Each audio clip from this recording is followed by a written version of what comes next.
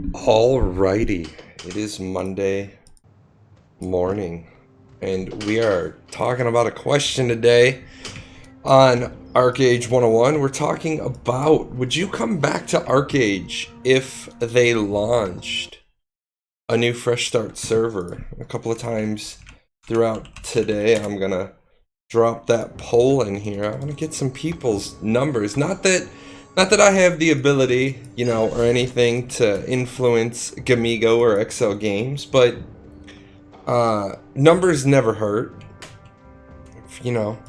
If a couple of other streamers that were streaming the game directed people to the same poll, would let Gamigo see some numbers. I gotta say, it's been rough. It's been rough. I got burnt out on Archeage, not because of anything else, but mainly because, when you know that there's a nerf coming to your class, you kind of say, fuck it. Archeage isn't exactly the kind of game that you can just decide that you're not gonna, that you're just gonna re-roll your gear. That just doesn't work. Talking about that with a couple of people a few times. What are the three big, oh, there we go, mining, I'll take it. What are the three big, kicks in the ass when it comes to Archeage? And that is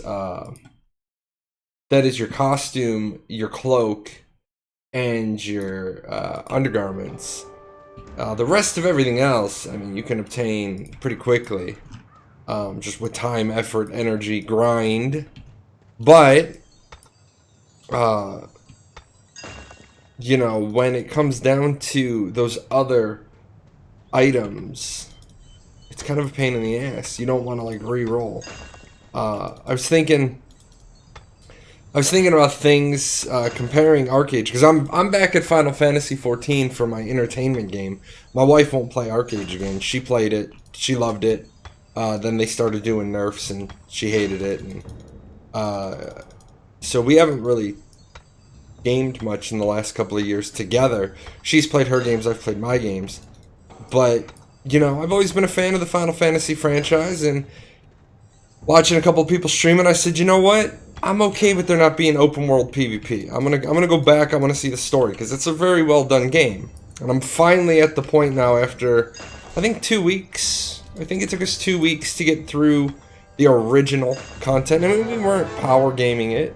We were, taking it casual, lackadaisical, doing the side pieces, but, in 2 weeks, we're through the original content, which didn't happen originally. It took about 3 months to get through the original content. They give you this nice boost. And I thought to myself, would I come back to Archeage if they did a new Fresh Start server? And then I made sure to put on the poll some of the big problems. Because a lot of people keep saying, well, when's the Fresh Start server? When's the Fresh Start server? When's the Fresh Start server? Well, the problem is if they know the server's not going to be successful, then they're not going to launch a Fresh Start server. Why are you... Oh, okay. Because the poll automatically did it at the top of the hour. But lag killed it for me. Yeah. If you're... Unfortunately, if you're in the wrong geographical area, the latency was a bitch. Like this weekend, I'll tell the story about Final Fantasy. When I played the original time, it took me 110 attempts to kill Titan hard mode. 110. That was a bitch of a fight. Because if anybody lagged, if anybody had even a momentary latency spike, the nature of the fight prevents you from being successful. Because 1/2 second too early or too late, and you get landslid off of the platform, and there's no rezzing somebody from there. You can't res them if they die off the platform. If they die, you can certainly swift cast res, get them up, and recover. If people know when to accept the res. I mean, even Tamir this weekend, it was kind of funny. We both had a bad Titan hard mode. We got it cleared on the second attempt. But then there's also I was trapped in the goal, and they broke me out with ranged attacks. But as soon as they broke me out, I was in the landslide, so I got thrown off the ledge. I mean, that's one of those, nobody really was giving a shit because they knew we were going to clear it because we failed the first time and then we got the echo. So really, they made it, getting through the storyline fights, they made it a lot easier. That was one of the things I appreciated about Yoshi P as the producer. He came back out. And he said, yeah, we apologize, because back when I played, the other thing that kills me is I can literally play Final Fantasy one-handed because I'm not at the point yet where the global cooldown is like a second. I'm still at the point where it is about 2 seconds. 2 seconds on global cooldown when you're in your early 30s and you want, number one, you want open world PvP, but number two, you want fast-paced in action, and you're coming from WoW. Final Fantasy, if you're coming from WoW, is slow. It's molasses slow. But now that I'm not, I'm not caring, I know what I did the first time around. I know which world or which server firsts I had, which accomplishments I had. We were the first free company on Malboro, because I was the first level 25 on Malboro. Now, granted, I stacked that up during early access. But now that I'm just chilling, it's just me and my wife. And we're hanging out, and we're having fun. We're seeing some new content. The storyline's amazing. I will give them that. Now that they actually have content that's not the extreme modes, kind of cool. But would I come back to Archeage? And that's the question I have for you guys. Let's see. It depends when they launch the Fresh Start server. If it's anywhere near WoW Classic launch, I wouldn't play. Here's my problem with that. I get that WoW fans are going to be WoW fans, and I thought about going back to the WoW Classic server, except it's not going to be WoW Classic, so what's the point? It's going to be WoW the early years, because they didn't have sharding in WoW Classic, WoW Original, WoW Vanilla. When they first launched, they didn't have sharding, and now I haven't seen the final answer, but I know that the concept was to put sharding in. Well, they also said, well, we're going to add... It was funny because they said, we're going to release WoW Classic, but we're going to release some quality of life things. Well, then it's not... Then don't say it's classic. Say it's you're rebooting WoW. You're going to give people that original experience. I mean, there's a lot of other ways to say it without calling it something that it's not. And like I said, I'm not against them re-releasing it. But I'm the kind of person that words matter to me. So if you're going to call it WoW Classic, make it WoW Classic. Yeah, absolutely. Absolutely. I will say no game that I've played has done raids to the level that WoW did. I can't think of a single game where I would say they did raids better. I'm trying to think, can we even come up with a game that did raid? Revelation Online, for as much hate as that game gets, their raids were very good. The problem with the raids were Revelation Online gets caught up on the stigma of the exploit hack, it sucked, the launch was bad. There's all these things that they say were bad about Revelation Online, but the actual gameplay, the dungeons, the raids, those were very good. But I wouldn't put them up on WoW's bar. I would put them just under. I think just under would be a fair place to put Revelation Online. It's been a long time since we've had good raids, hasn't it? I mean, because let's be honest, Archeage, for all the things Archeage does right, Archeage does not do raids and dungeons right. Not at all. Archeage raids and dungeons are like some of the worst I've ever played. GHA is glitchy. Glitchy as fuck.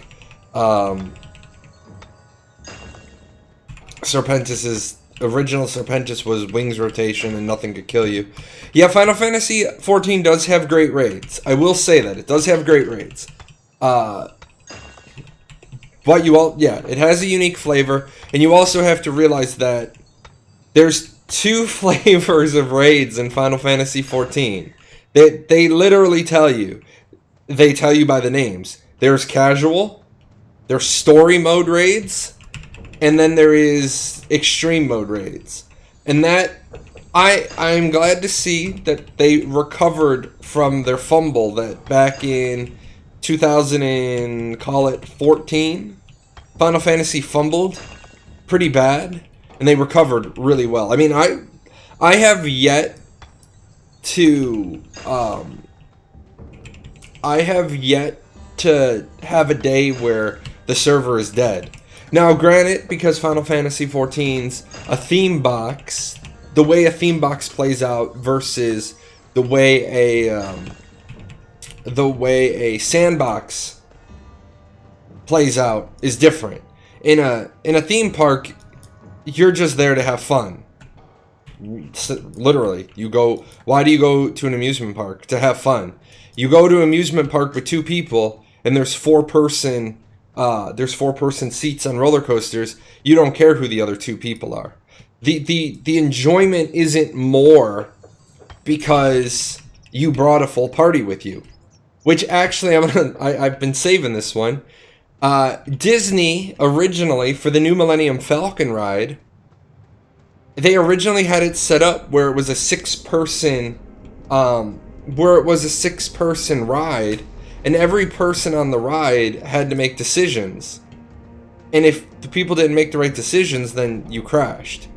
And Disney thought about that one for a second, and they scrapped it. Number one, great idea on paper, okay? Great idea on paper. But you got people that are there that wait 3 hours to ride this ride. They don't want their experience to be a failure because of, number one, somebody not in their party, right? I go with a party of 4. I get 2 pugs on my ride, and they fuck up. They ruin my ride. I'm not waiting 3 hours. Number 2, there's children there. As a parent, you always want to make sure your kids are having a good time, but at the same time, you know, it's kind of hard for you to do your thing if you're trying to watch a 4-year-old to make sure they don't screw up. So it was a great idea on paper, but it's one of those great idea. But now let's scrap it and move on. Morning Mystic. EVE Online equals the best MMO at the moment. EVE Online used to be a very top shelf MMO. They've been having some problems lately. You can tell they're at the end of their life. Because they've had to sacrifice a key feature of the game in order to stay profitable. They know and they acknowledge that the player-driven economy is being affected because they need to people to have a reason to buy Plex, and so they kind of turn a blind eye to a lot of the botting. They try to sweep up bots in big groups, but it's not. I mean, even when I played EVE years ago, it wasn't hard to see the bots, and there were a lot. Now people tell me that there's just a ridiculous amount. Yeah, Chinese invasion on EVE. You know, what do you do about it? That's a systemic problem in all games. What do you do about, what do you do about all communities, regions, whatever have you, where a large percentage of the players from that region ruin games? People are like, well, you should IP lock them. Well, the problem is that the people who want to do it are just going to VPN around your IP lock. One thing you can do, sub-based games. Sub-based games is a little easier to keep people out. Number one, because it's a sub-based game. If you got to pay to get in, then that helps lower the problem. If there's no grind to sub, that helps keep we were just talking about this morning in the Ashes Discord. But if you can manage, if you don't sell game time to people to sell in game for currency, number one, it helps your pay to win. Number two, it helps control your market a little bit. The other thing you can do is, like Black Desert Online did, if you didn't, there are regions of the world where you can't play Black Desert Online because you have to buy the game and you have to have you have to put a billing address in, and when you put a billing address in and you swipe the credit card, it takes a little while to authorize because they compare the billing address on the credit card. Well, if the billing address is for a country you're not allowed to play in for the credit card, you simply have no way to pay. I mean, that is a way to effectively region lock. I mean, there's still going to be people who get around it. Like, if one of my nephews wanted to play a game and they were in a region that was region locked and they could VPN in and connect, I would just pay their sub. I would just create their account. But, yeah. The people who are dedicated, they're dedicated. The thing that sucks for the game companies is they have the gold sellers are using fraudulent credit cards. So the game company, the publisher, whoever, they lose a lot of money because they get hit with the fraudulent charge thing. And these gold farm people, these gold farm organizations, they'll create 20 damn accounts with the same stolen credit card. Now, I think on that side, some of the responsibility on that belongs to the game company. Like, hey, why are you suddenly creating 20 accounts with the same credit card? I mean, you want to try to trim down on the alt problem. If you really care about the alt problem, I would say 3 accounts per credit card is about the limit. Reasonably. Like I only have 1 credit card. I have 1 credit card, I have 2 debit cards. I would never ever connect my debit card to a video game. Never gonna happen. I don't, because chargebacks, if they fuck up and they bill me, the chargeback on a credit card versus the chargeback on a debit card, it's 2 different things. I would never connect my debit card to a video game, ever. Never, never. Also make sure, if you're using PayPal, always make sure that if you want to cancel your subscription to a MMO, make sure you go into your PayPal and you disconnect the authorized transactions thing. Every time I make a purchase from some places, I go into PayPal, I make the purchase, I go into PayPal, I delete them from the authorized thing, because people are like, oh, you have to authorize every transaction with PayPal. That's not true. There's an authorized second transaction setting in PayPal, but then you run into the problem with PayPal, and people can get around a little bit, can get around region locking. That was the problem with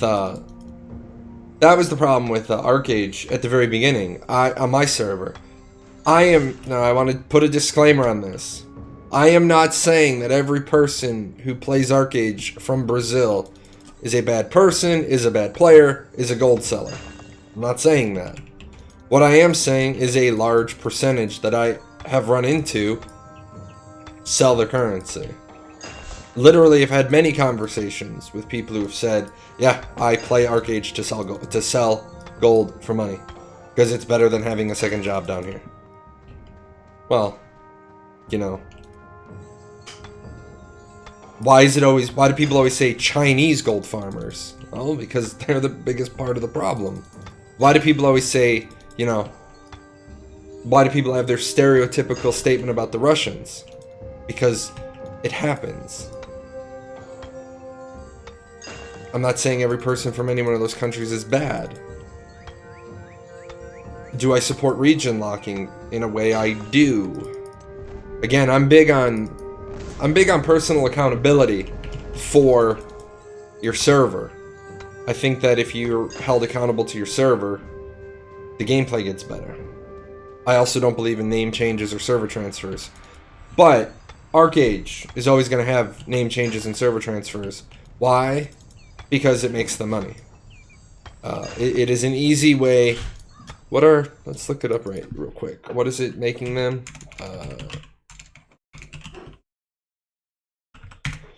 What is it still? 3 Apex to transfer? That's not what I wanted.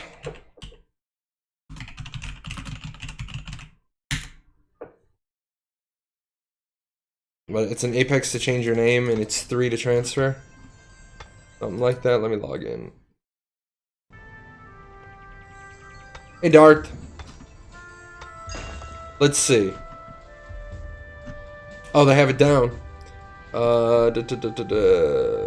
Apply. Apex 30-day patron.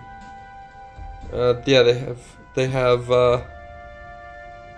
have name changes and server transfers down. Which, here's one that's kind of funny for you. Tamir and I start playing Final Fantasy 14, and there's new races coming out this summer, and Tamir thought she was gonna play. Tamir thought she was gonna play with the new race, and I said, you know, not sure if I want to get started then, too deep in all the other bits. If you're gonna play a new race, I said, well, it won't matter because I'm not going to the new male race. I'm staying the dragon person race, and then I remembered. I was like, wait a minute, Final Fantasy 14 has race changes. All you gotta do is they give you 3 for free, and you're like, you know, the new races come out. Just wait till it settles down, and then do your race change. But remember, you can't do a race change in Archeage because too many things are tied to your storyline. Transfers have been down for months because they never worked. But that was Trion's fault. Trion never really got the transfers working properly. Name changes have been broken. Yeah, because they have to go in and they have to release all of the old names, which is interesting to say the least. But again, it's how your game is built from the ground up. What's up, Dream? Got everybody showing up this morning. But yeah, it's how you build it from the beginning. I thought that was always weird that if you transferred servers and then you transferred back, you had to change your name because your name was still in use. What's up, Dungeon Crawler Network? Dungeon Crawler Network, you excited for the stream tomorrow for Ashes of Creation? Oh, it was flat broken, Mystic? Well, yeah. That doesn't surprise me either. That's probably due to Tryon. Again, I'll blame Tryon. Hopefully they give you something to talk about. Yeah, man, that's gotta be rough for you guys. You guys do that weekly podcast thing, and it's either feast or famine for you guys. I watch your show, usually not live, because I struggle watching podcasts live. Plus I like to listen to people at times too. Plus I like to be able to rewind and, you know, what'd they say? But, you know, the last couple of weeks, it's been feast, man. We had so much information. I'm hoping they don't go back to first gear. I'm hoping now they stay ramped up. But, I mean, last week I don't think we got anything. You looking into Air? It seems nice, but I don't feel like committing. Gonna wait for Ashes rather. Yeah, I'm not going to Air, and I'm not going to Estelia. Air is on Unreal Engine 3, which Air has its own set of problems. Truthfully, I'm not looking for another PvP game. I'm happy where I'm at. I'm happy with Final Fantasy 14. Happy wife, happy life. She likes Final Fantasy 14. She's really excited for one of the other classes, so we need to get through, I think, 60 more main storyline quests. We just finished Leviathan, so we need to get through Ramua and Shiva and the bridge. We got to get through all of that stuff, and then we'll be completely finished with the core game, and then we'll start on the expansions. So I'm happy there. I'm actually considering, like I said, whether or not I'm gonna stay in Archeage at all. I don't know if I'm gonna stay in Archeage once the 30% self-heal nerf comes out. Just because I'm against the idea of a 30%. I have, like I said, I say it every show. If you want to just nerf healing 30%, nerf healing 30%. I don't care if you nerf healing 30%. Because I admit, healing's completely fucked, and healing needs to be taken off to the side, put up on a whiteboard. They need to completely go through healing and fix it. They gotta fix it. But to say that you want me to basically it boils down to you're turning healers into the bitch service of the game. I can't heal myself. You're not giving me any more DPS output. You're taking away 30% of my self heals, but you're allowing me to heal everybody else as effectively. So basically, if I get caught in the open world, I'm fucked. But if I'm in a raid, I'm okay. I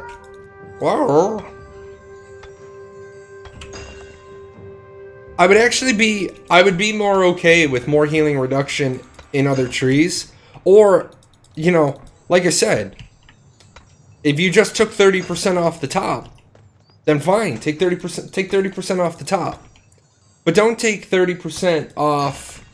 Don't take 30% off my self heals. That's stupid. Let's see, Dungeon Crawler. The past few weeks I've had issue fitting all the news in. Now last week I had some recap stuff to do, but this week, unless we get something good, I need to go back to the old show notes of past discussion topics. Yeah, that's why I don't do a podcast. Although I should. I mean, I would have more than enough to talk about every week, because I can go directions nobody else wants to go. Hold on one second.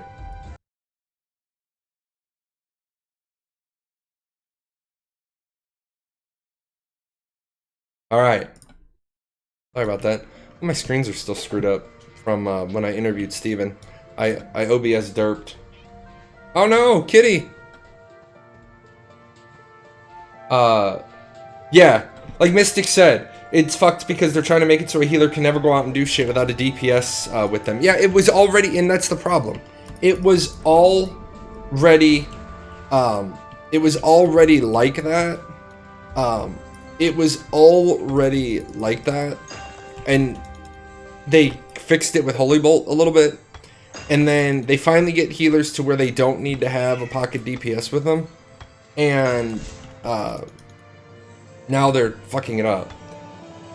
You'd be surprised. We've been doing this for almost 2 years. You can go through back. Ah, dude, I got fucking notebooks full of stuff. Notebooks full of stuff.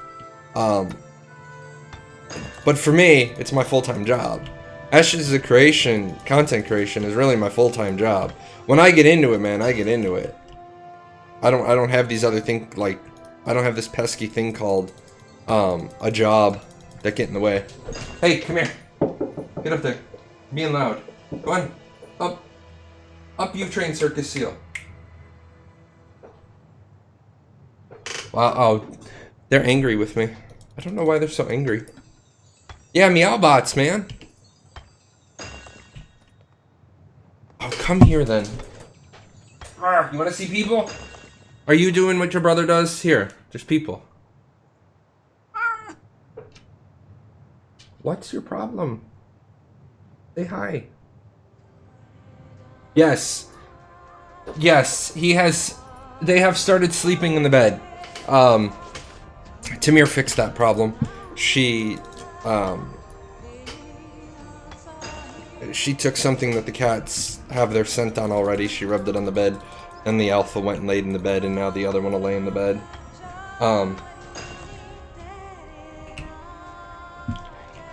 I've been fighting quite a few healers recently, and unless I get them into a full combo, I can't kill them, but that's the only way, since no healing reduction skills exist between the 3 trees I have, which is fairly annoying.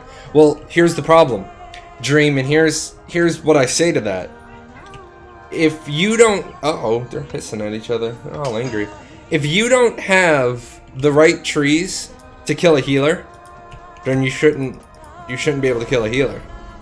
I mean, with 165 classes in a system where they say the game is rock, paper, scissors based, if you don't have the right trees, then healers should be your hard counter. And a lot of melee get mad about that. They get mad about it because they say, well, it's not fair.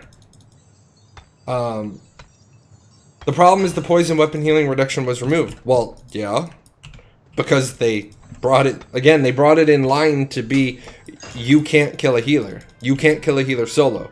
You're not supposed to be able to kill a healer solo. Again, I always say this. Yes, Archeage is broken. Archeage is broken. But the theory is, you should...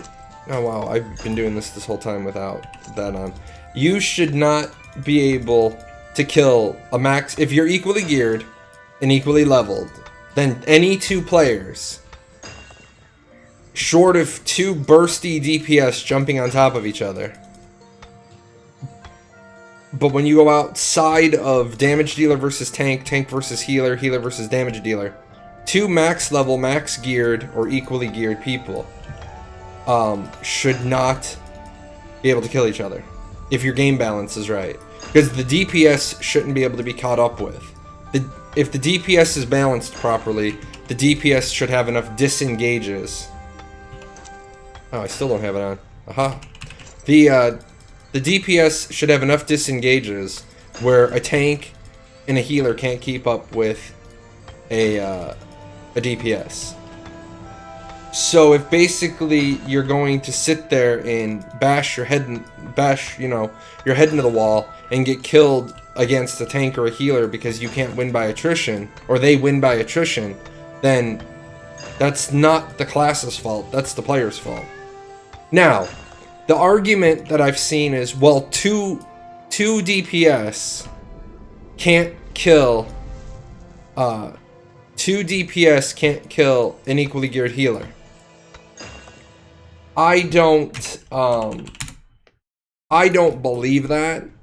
And the reason why I don't believe that is, if you're both running the exact same build and you can't burst down a healer during the 2 times that the healer is tripped and the 2 times that the healer is stunned, then that's on the player. Then what you're doing is you're both rolling your rotation, and you're not stacking, or you're trying to stack trips. You're not applying trips sequentially, and then that falls into the builds problem. That falls into the skill problem. I run this triangle class gear build, but Cybot, the guy that I benchmarked it from, he puts skill into the triangle.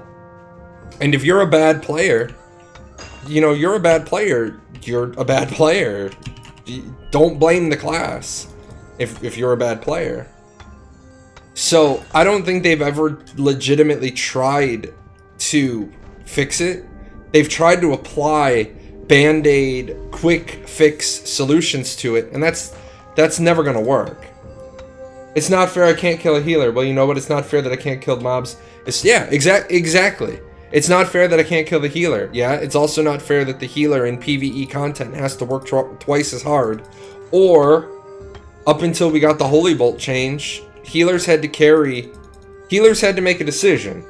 Either I'm going to kill stuff half as effectively as a DPS, or I'm going to have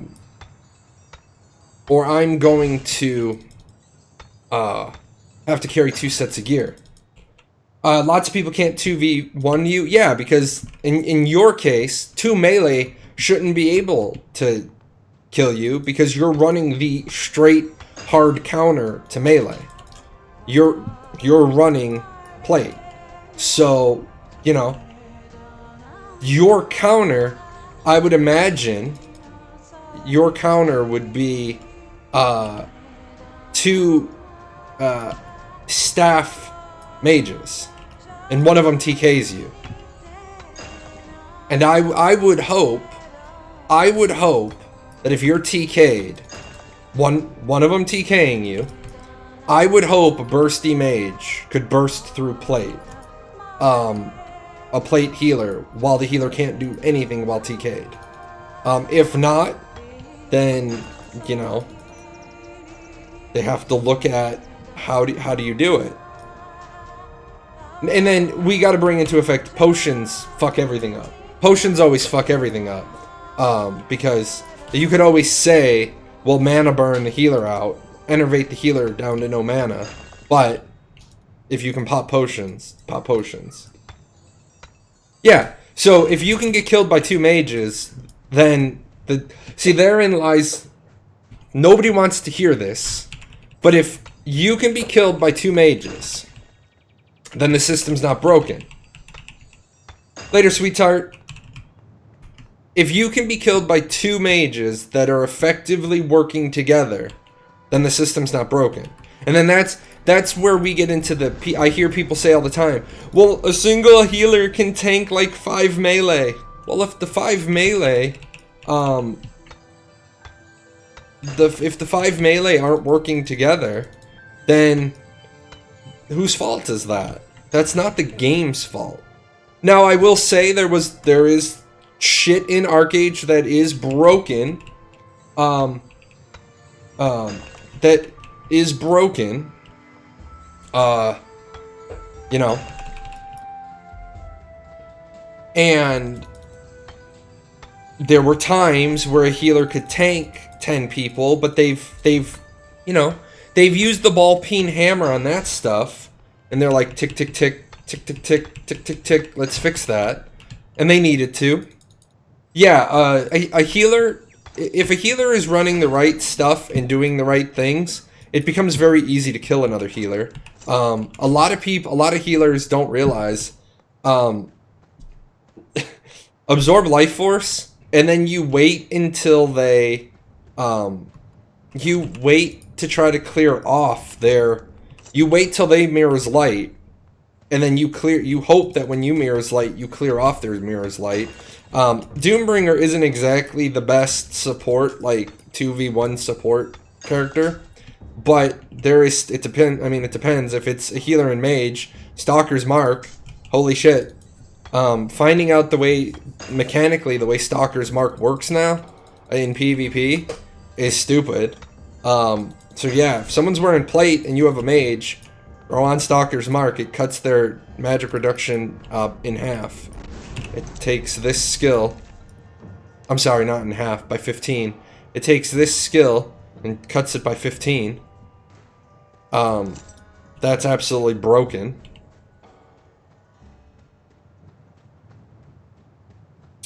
Yeah, I actually, my secondary build is cleric. I like to laugh. I like to laugh with the new mass charm thing. That just makes me smile. That's such a dumb scenario, but I love it. All right, are we done here? Damn, not getting lucky with that. Oh yeah, I needed labor.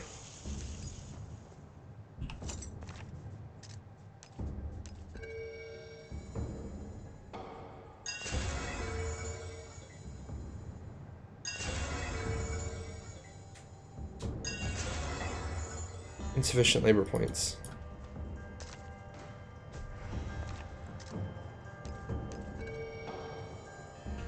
Holy shit, I'm out of fucking gold.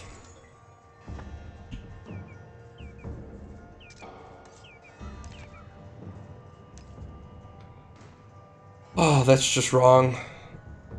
That's just wrong. 248, and that'll go up. What do I need? I need... Where are they?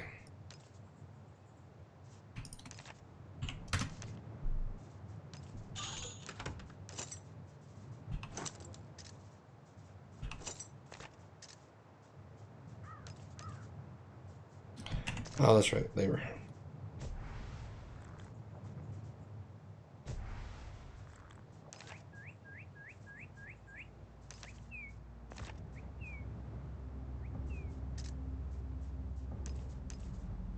Still didn't do enough. Jesus. Oh, because these are 500s. Derpy derp.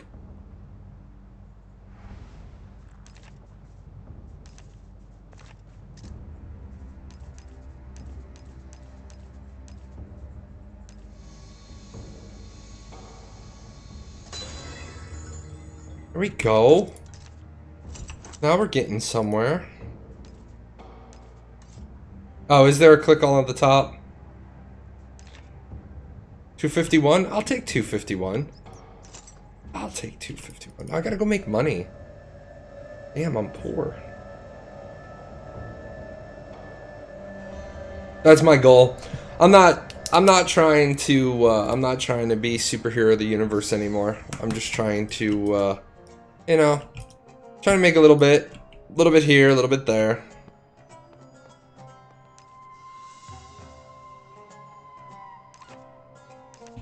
Must be leave standby. That's fine. Doesn't need to be up. But topic of today is: would you come back to Archeage if they fixed? Would you come back to Archeage at all? Is the big question. Would you come back to Archeage? And then would you come back to Archeage, but only if they fix the alt problem? Only if they fix the pay to win problem? Would they have to fix both problems to get you back? You know, what would they have to do to get you back? Or would you never come back? I mean, there's some people who come to this show just to hang out and talk to me who would never go back to Archeage.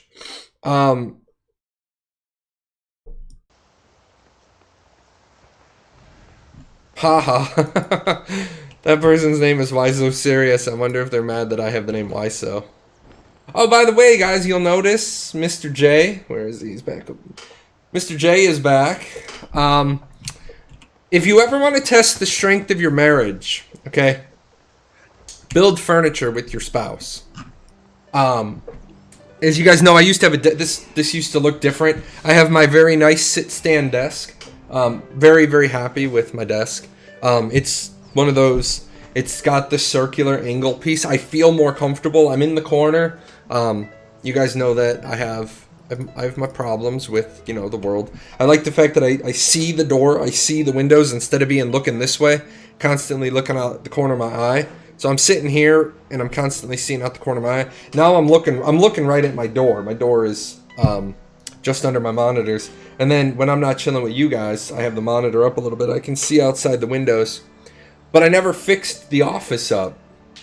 Well, Tamir got this awesome steampunk shelf, and we built it, and then I had to have somebody come in and help me. But I liked it so much I lost my side table. I put one up behind my desk as well. But if you ever want to know the strength of your marriage, man, build furniture with your spouse. We went out to dinner on Friday, and we got home. And I thought to myself, after building the first one, oh, this will be easy. Let me fix that one more time. I said, this will be easy. We'll get this up, no problem. And for the most part, it went up no problem. But when I hung it on that side, I put it too close to the wall.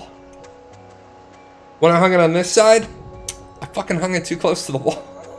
So when I move out of this house, I'm gonna have quite a bit of repair work to do on the sheetrock. But it's interesting because with my arm the way it is, I couldn't build it on the floor and lift it up.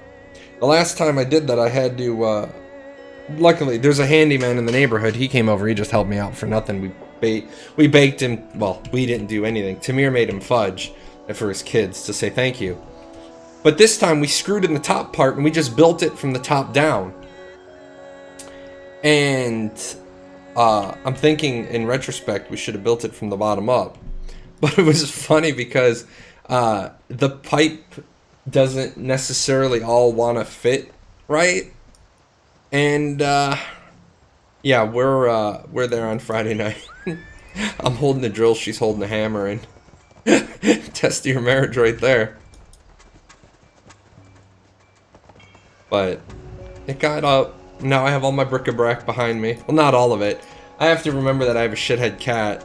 And if you put anything nice and glass and breakable on a shelf, you're literally giving the cat permission to go and break it. So the side table that I used to have is over on the other side of the room. It's where I, when I walk in the house, I throw my wallet and everything. Which is, well, it's where I'm supposed to throw my wallet, so I know where it is. And I never do. I'll put, like, my wallet or my keys. I never remember to put both. And then I'll be running out the door on an appointment. It'll be like, Tamir, where's my keys? I can't leave, I'm running late. But, 11 and a half years Tamir has put up with me. It's pretty fucking amazing. But, oh, and let me tell you guys, I love Cirque du Soleil, and we went there this weekend, and it was amazing to watch my little one's face. We had floor seats, which in retrospect, probably shouldn't have had floor seats. I gotta get an appointment with the chiropractor because I had to look up so much. But I mean, it was nice having floor seats because we were right next to the one side. Oh, it is the wrong way. We were right next to the one side performing artist, so she was cool. I mean, she was a really amazing performer. She actually kind of interacted with Gizmo, which was nice. And then the cello player and guitarist was on our side, and we were literally 5 feet from him, so that was kind of cool. And she really enjoyed it. It was, I made fun of Tamir. Tamir's afraid of clowns, and so why you would go to most Cirque du Soleils anyway, because most of them have clowns. But this was Cortero, and Cortero is the life of the clown. The story is you're at the clown's, well, yeah, you're at, because sometimes you're not, sometimes you're watching, sometimes you're part of it, and you were actually part of it. You were a guest at his funeral, and they're performing the final performance at his funeral. And it was really, really amazing. I mean, not that Cirque du Soleil does a bad show ever. I've never seen a bad one, but this one was pretty amazing. Pretty amazing. And it's actually weird, and I'm going to say this, and people are going to kind of turn their heads at me. If you go to Disney World, they have the Lion King show. And I know people are going to be like, slow up a second. But the Lion King show has most of the organic features of Cirque du Soleil, but they don't do it in the artistic way that they do. So it's the same mechanical stuff done differently. Is there going to be a fresh start server? I have no idea. But the reason why I'm running the poll is numbers always help. And be able to say if a couple of other streamers that pick up the show, that do shows, if they pick up the straw poll and, spread it around their communities, I'll spread it around after the show. I'm still on that medication that's, like, really killing me. Like, really, really killing me. I get the last dose on Friday, and then I'm hoping I finally get better, because even last night we were sitting down to watch Game of Thrones, and Tamir's like, "Are you feeling okay?" And I'm like, "No, not really. I was burning up, but I mean, what can you do? You're sick. You're sick." With that said, after the show today, I'll put the poll out to my community. I'll put the poll out to Twitter. Hopefully, a couple of other streamers who stream are in my community. Hopefully, they pick up the poll and run with it. I mean, I don't know how many people would have to agree to play on Fresh Start for Gamigo to be like, "Oh, it's worthwhile." At the same time, I will say this. I would love for them to do another Fresh Start server. But I think it would be Bush League of them to do a Fresh Start server and not Instapop the current Fresh Start server up to modern day rules. If they do a Fresh Start server, they need to do it right. Don't do a fucking progression server. Don't gate and lock content. Gating and locking content doesn't make people happy, and it's not going to you know, preserve the longevity of the server. People don't want to be told you can go this far and no farther. If you're releasing a Fresh Start server, you know, then just open up the floodgates, man. Let people go. And just let them run with it. The truth is, when it comes to games that are launching, that's a little bit different. But even a game that is launching, I think the bullshit that game companies are doing anymore, game companies are greedy as fuck, okay? And they need to stop, because they don't understand. You don't want, if you have 5 million players at launch, let's not even do 5 million. 5 million's a ridiculous end of the spectrum number, excuse me. You have 1 million players at launch, and I think 1 million is realistic. Okay? There is the success number that you can calculate out from a business equation. You know, how many people have to play this game for how many times in order to offset the development money. Okay? So I did this once for Ashes of Creation, and if Steven Sharif puts $30 million into Ashes of Creation out of his own pocket, and they have no outside investors, then Ashes needs, I want to say, off the top of my head, I want to say they need 210,000 subscription months of player base in order to offset the initial investment. Now, what is that 210,000? No, 2.1 million, I think. I'll do the number in a minute. I think it's 2.1 million. But what's that number mean? That number means that's how many months of subscription time. Now, it could be 2.1 million people playing for 1 month, or it could be 210,000 people playing for 10 months. But like Shoot said, when a game first comes out, I don't think you should ever show the full hand. I think personally, and this is, if somebody handed me $100 million and said go make a video game company and release an MMO, the way I would do it is I would have content for a good 6 months. I would have 6 months worth of content in the game at launch. But I would also have 3 months worth of content done, polished, QA'd, packaged, ready to go, ready to roll. Because you don't ever know if 6 months worth of content is going to take 6 months. Because who are you catering to? You would be amazed at how many people take a week or 2 weeks off at the launches of video games and just no-life the shit out of them.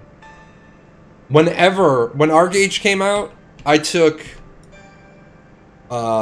left work early on Friday, and then I took Monday through Friday the next week off.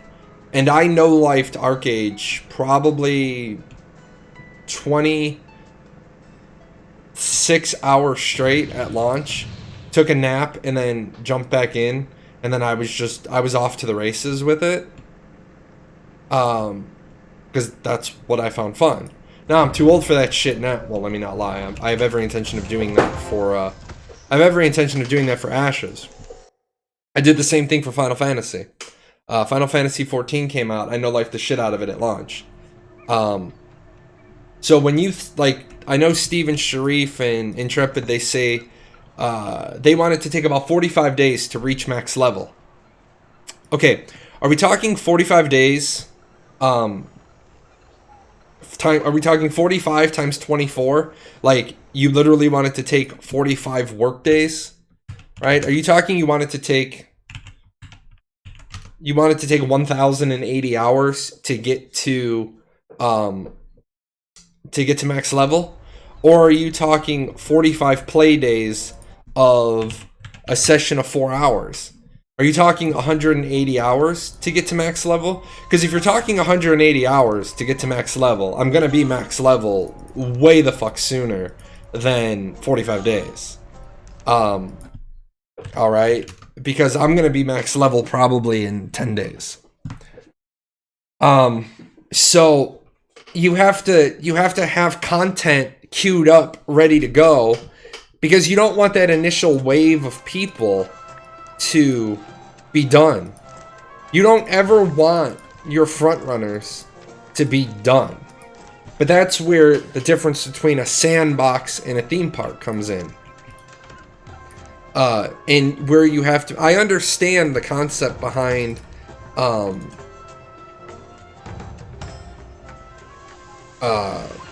Archeage throttling people and gating them. The reason why you gate them is because you don't want the powerhouse guild to come in and just be off to the races and within 30 days be ready to take castles. So I understand the concept behind gating and throttling content. At the same time, those initial people, they get done, right? They get done with the first batch of content and they're bored as shit because there's nothing for them to do. Star Wars The Old Republic had this problem as well. I remember playing Star Wars The Old Republic. I remember getting through all the content. I remember having... I went there. I remember having the... I remember having the endgame gear. I remember having a couple of the exclusive world drop schematics. And then what? Oh shit, I should probably go back and get the buff. The loot drop buff. Yeah, we'll do that. It's okay, it's only here after stones. But what do you do then? You're sitting around with your thumb up your ass. You're sitting around with your thumb up your ass and you're like, I have nothing to do. Now, what Shoot said is have a regularly scheduled update. I agree with that. I agree with it, regularly scheduled patches. I don't agree with the Blizzard concept of we're going to release expansion packs on a 2-year cycle. Yeah, Star Wars: The Old Republic is coming out with an expansion pack soon. The problem is Star Wars: The Old Republic is all but dead, because again, they're another example of a company who they had a great system and then they fucked with it. There was nothing wrong with the original skill tree system in Star Wars: The Old Republic, but they dumbed it down.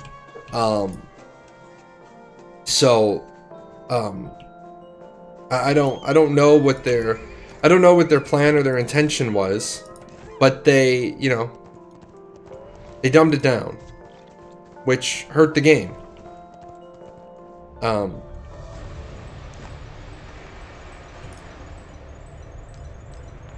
The moment you have to dumb something down for your player base, you're in some trouble anyway. So I don't think you should ever dumb it down.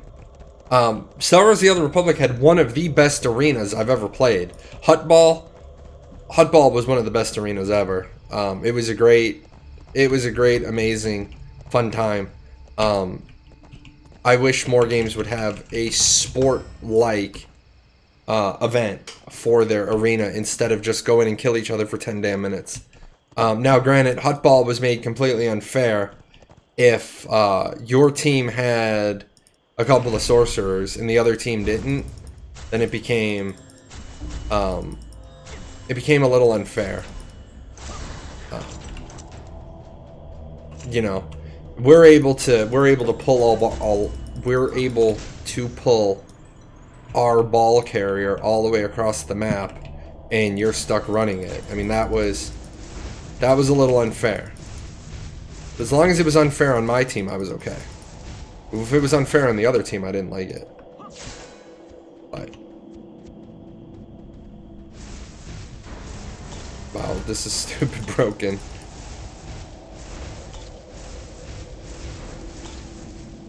Wow, I like it. It's stupid broken and I like it.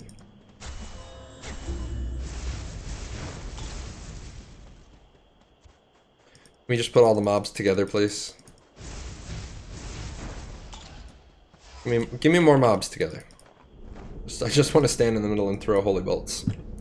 But, you know, the funny part is, I look at my statistics on my YouTube channel, which, by the way, guys, I am happy to say, I said a little while ago, there was going to be a whole bunch of accomplishments, all like back to back to back. Just the way the numbers lined out this year.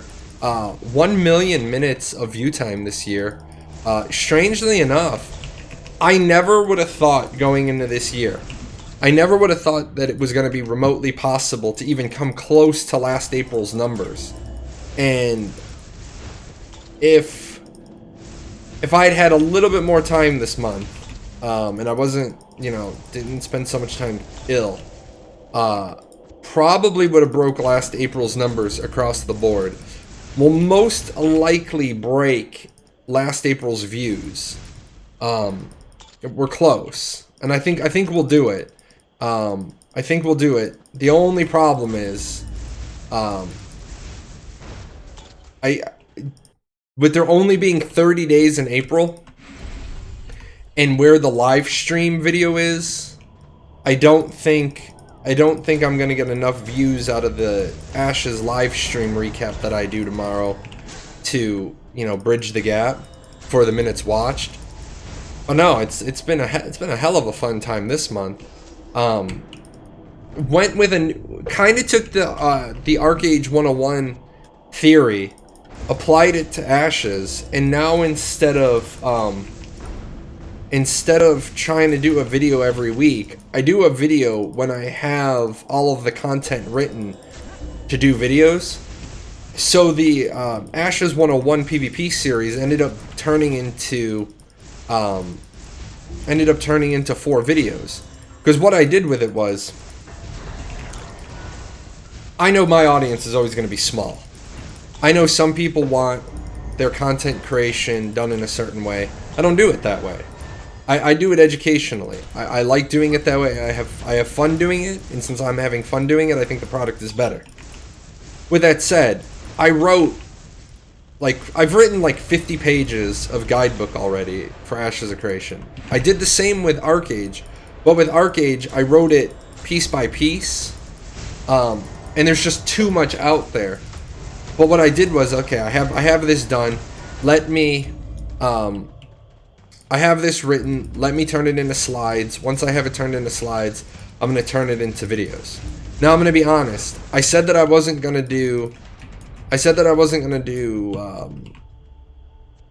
slide PowerPoints for Archeage anymore, and I'm probably gonna backpedal on that. The reason why is, it takes me a lot longer to make the Archeage videos. It takes me a lot longer to make the Archeage videos trying to do them entertainingly. And the truth is, I'm not trying to be entertaining. I'm not trying to be an entertainer. I'm trying to provide a resource.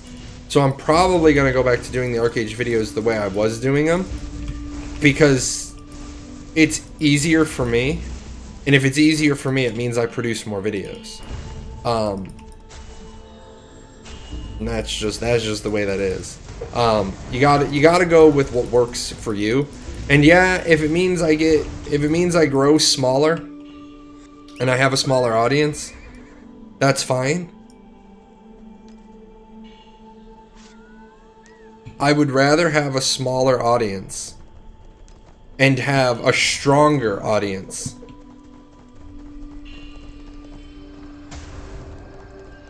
than have, you know, I'd rather have 4,000 people that are actually engaging rather than 10,000 people that nobody watches the videos.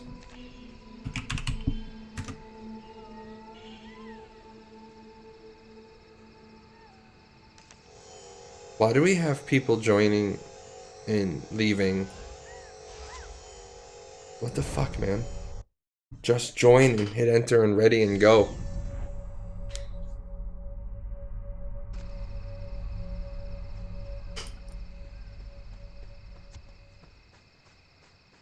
I don't think he's going to attack me.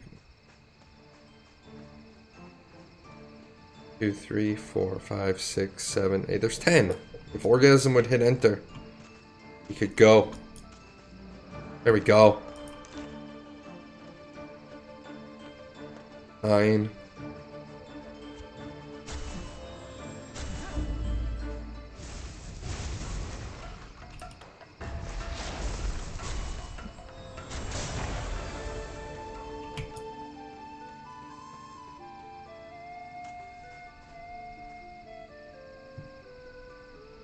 Three seconds delay. Yeah, as long as I don't crash.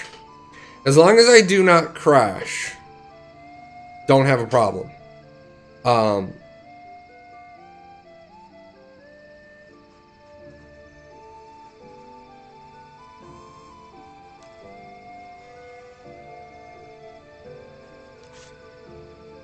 If I crash, then I start to run into the problem. Also, I don't know what it is, but I figured out that I get a little bit better of a response if I close Discord, which shouldn't have anything to do with anything.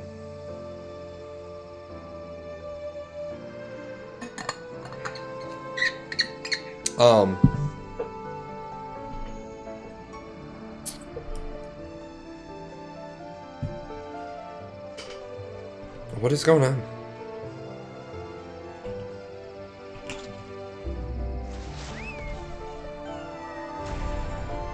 But I did go in. Are you in, shoot?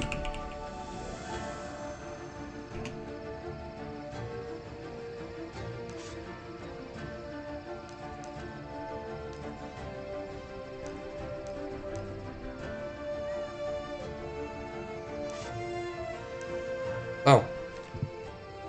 I entered. I hit enter when it popped up. Oh, I think maybe because I went into combat. That's okay. I was this game pay to win wise, kind of interested. Yeah, that was weird. I hit enter when it popped up, but maybe because I went into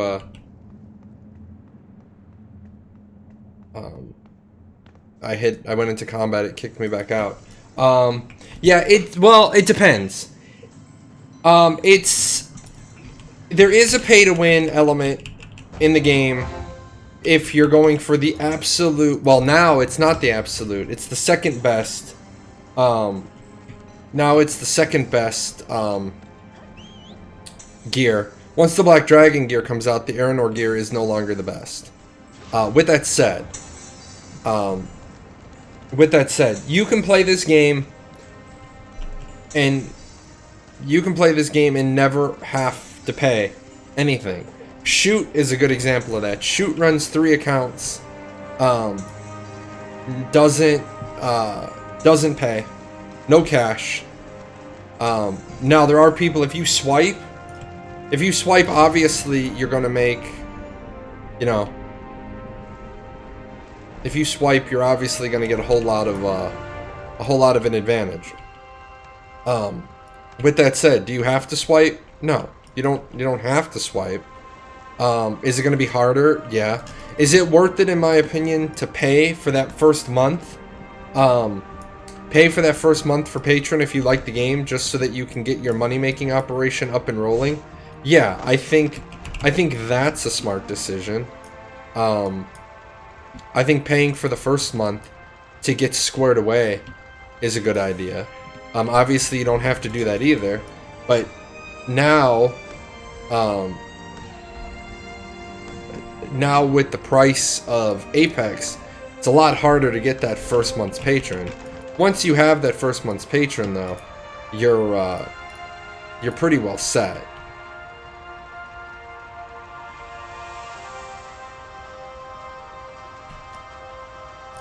Yeah, the cost. Well, actually, isn't there like a new player $10?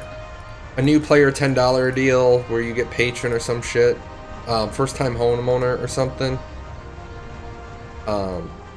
Like first-time homeowners get patron and some tax certs and some shit. Yeah.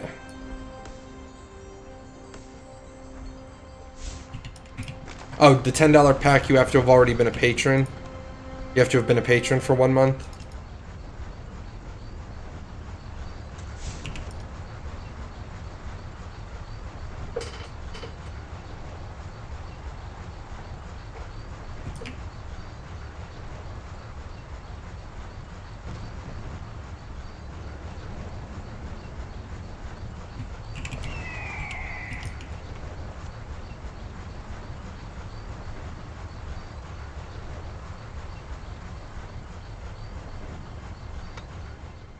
This game is dead? No, I would disagree with you, man. Based on the number of people that I talk to on any given weekend or any given day, people swinging by the old videos. I mean, there's enough.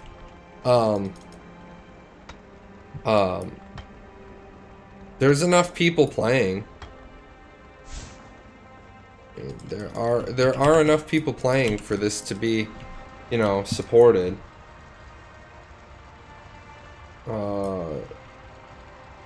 Yeah, the focus of the game is PvP. Well, that's not true either. That's not true either. The focus of the game used to be PvP, but they've turned a lot of it. A lot of the open world stuff has gone to. A lot of the open world stuff has gone to now instanced.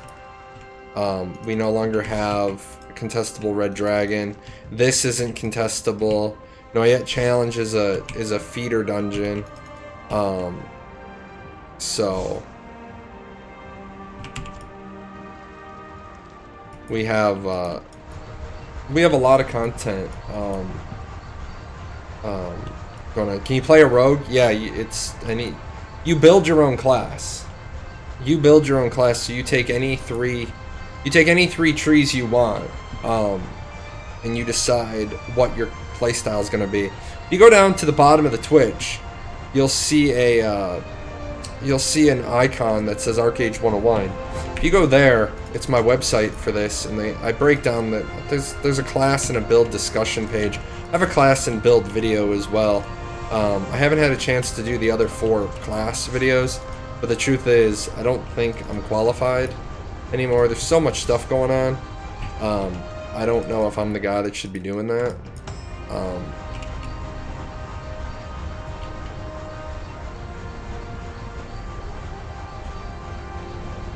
Well, man. Can't even drop packs in her best stuff. Man, it is so nice to do this with at least 9 other players that are actually working versus the shit I've had to deal with the last couple of times. Yeah, I mean, that a lot of people are constantly like beating the dog shit out of this game, and they're like, this game is dead. But every time I turn around, there's people coming back. You see, you know, old faces, you see new faces. Now, I don't think the game is in a very good state right now.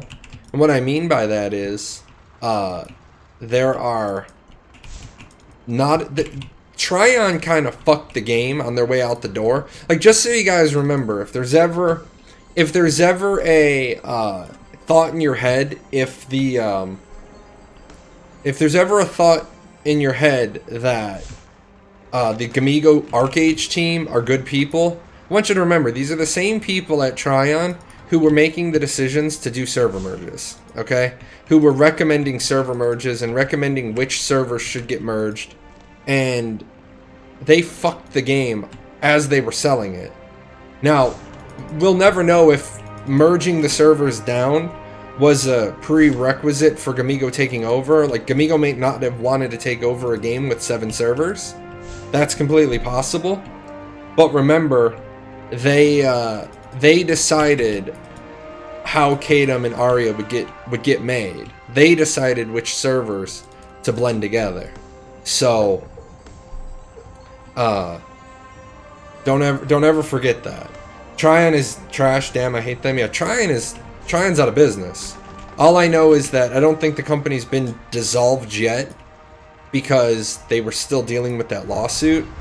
And haha, you can't just close your company if it's still got assets. If you're in the middle of a lawsuit, the judge says, well, no, I don't allow you to dissolve.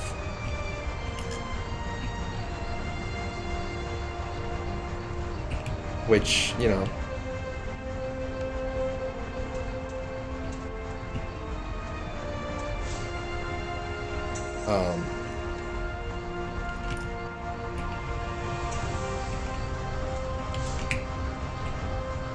Tryon fucked a lot of things. I mean, now, you know, Atlas Reactor's getting shut down. Not saying that Atlas Reactor shouldn't get shut down.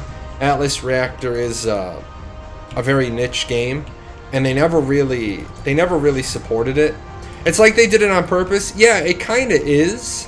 I don't necessarily know if Gamigo wanted Archeage. But remember, Tryon was locked into a contract where they had to publish Archeage. They had just signed a renewal, so Tryon wanted to sell, because Tryon fucked themselves with Gazillion, purchasing Gazillion's assets. I don't know if they thought that they were going to get a license from Disney to do Marvel, the Marvel game that Gazillion had that the license expired on, but Papa Mouse was never going to give Tryon a license. I don't know what they were thinking. The original Rift devs were good and Atlas was good. They lost their way over time. Yeah, the big problem with that was Tryon went all in on Archeage to the detriment of everything else. So what happened was like, for example, they took Muzzy off of the Atlas Reactor team. He was the community manager on Atlas Reactor, and he was a very good community manager at Atlas Reactor. And it worked a lot better because Joe knew Atlas Reactor. He was an Atlas Reactor player. So when the community would come to him and they'd say, this is broken, he could speak intelligently about the game. Then he could go talk to the devs, make tweaks, talk to the community, and speak Atlas Reactor. They took the poor guy. They threw him on the Archeage team. Only gave him a couple of weeks. He wasn't an Archeage player, so it's not like ringing my phone and being like, "Oh, hey Jay, we want you to join the Archeage team." Be like, "Fuck yeah, I can join the Archeage team. I'm ready to go. Put me in, coach." He had to learn the game. I don't know if you guys remember this. He was only the community manager for 6 weeks when Crolin and Celestrada both were sick.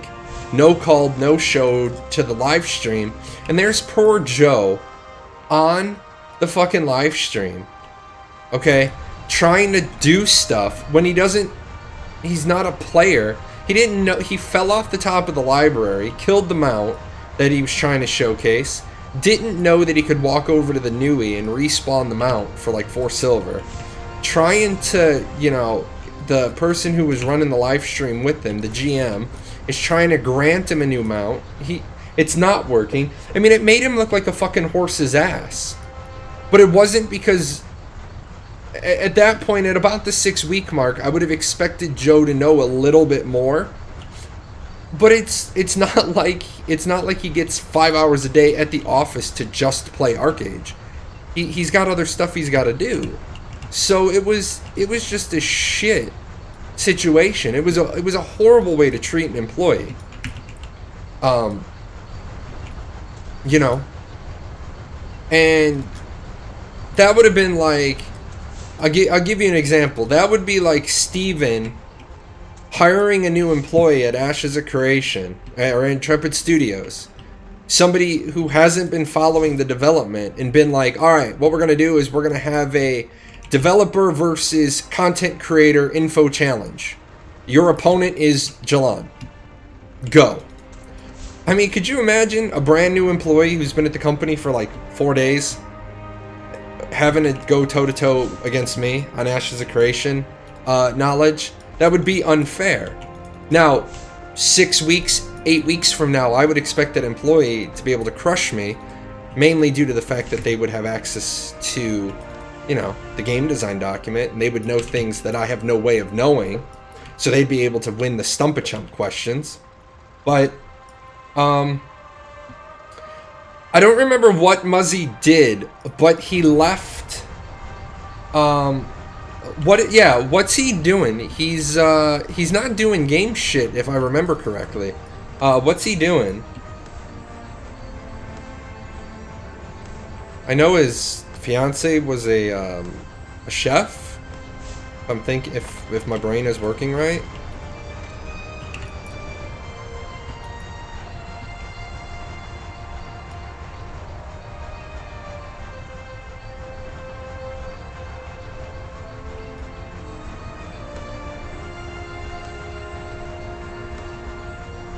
I can look that up too after this if we don't get an answer. I mean, people don't realize this about him. He was on he worked at Nickelodeon as well.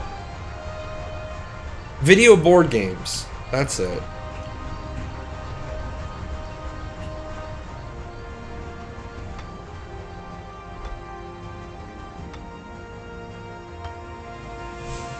I mean, we got all the packs we need. Holy shit, look at that. This is what happens when you have a team that's working together. My god.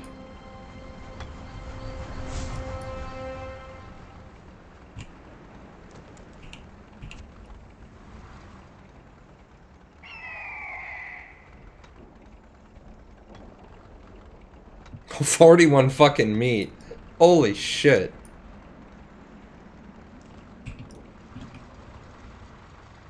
That's ridiculous. We've strip mined the fuck out of this place. There's nothing left.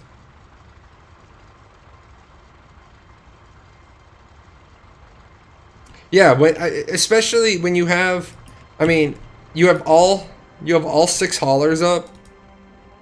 You're killing the wolves, and then the people that are killing the mammoths are putting them in packs. I mean, seconds count. And usually you don't have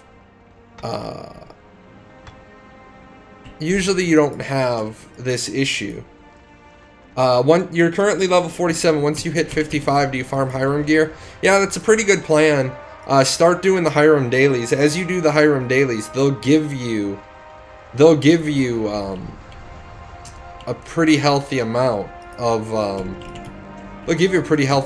free Hiram gear from the achievements, and then you'll get a nice healthy amount of infusions.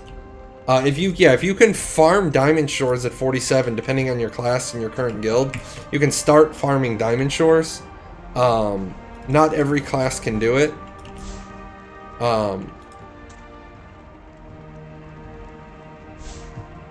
Yeah, I've ended one of these with 189 with literally people standing there with their thumb up their ass, and all they had to do was turn in the close packs. I've changed how I play. I used to do the south path, but I've changed the way I play. I just pull in as many close packs as I can. This group, it wouldn't have mattered. I mean, holy shit, I can sit here now and bullshit with you guys, and this is gonna be a done deal right here. Because we have more than 40 packs. We have more than 40 packs stored up. Yeah, 30, 47, 57, 67, 72. We have 72 surplus packs. Did I ever get a map of the place? Yeah, I have the map. It's on the Discord. The map is accurate for the times, but there's a factual inaccuracy on the map. It says that the ratio is 1 supply for 1 refugee, and that's not exactly correct. Because I've had matches end where I have a bunch of refugees standing outside, doing fuck all. And they won't go in I've got 40 ore sitting there, but they won't go in. Because all there is ore, so it's not 1 for 1.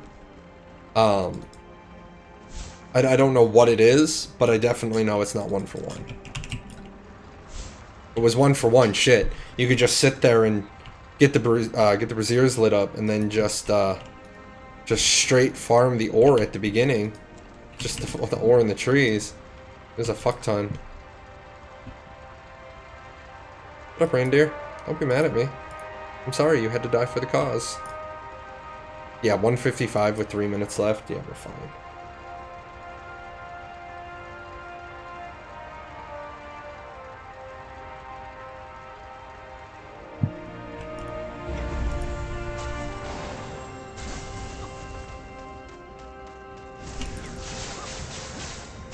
Easy there, buddy. Easy.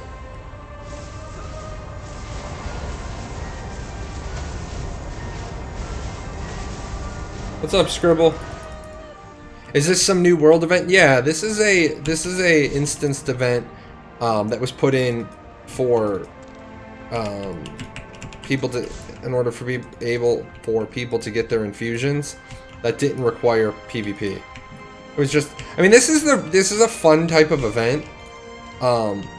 This is a fun type of event that gives people something to do, while at the same time not requiring people to become, you know, super powerhouses. This is the sort of stuff that I think all games need to implement.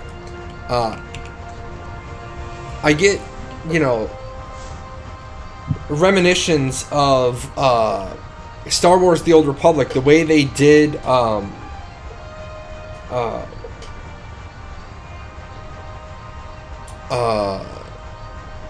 dungeons with the professions, where if you had a certain profession, you could bypass parts of a dungeon. That was kind of cool.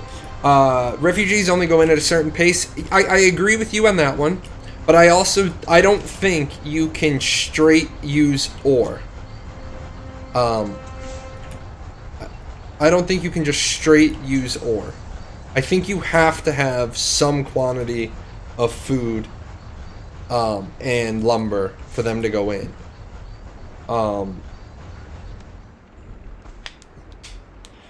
Yeah, shoot, I agree with you there, but I disagree with you there, and let me tell you why. I hate scheduled events. I really do. And we talked about this once on my show. I'm gonna Bob Ross it again here. Uh-oh. Hold on 1 second, guys.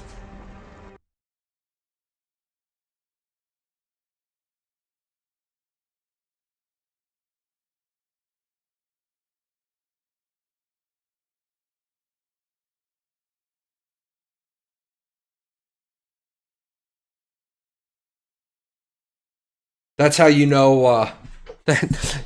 That's how you know you've been married for a very long time. When your spouse comes in the front door, you instantly pause your stream and you're like, "What's wrong?" Because Tamir never comes in the front door.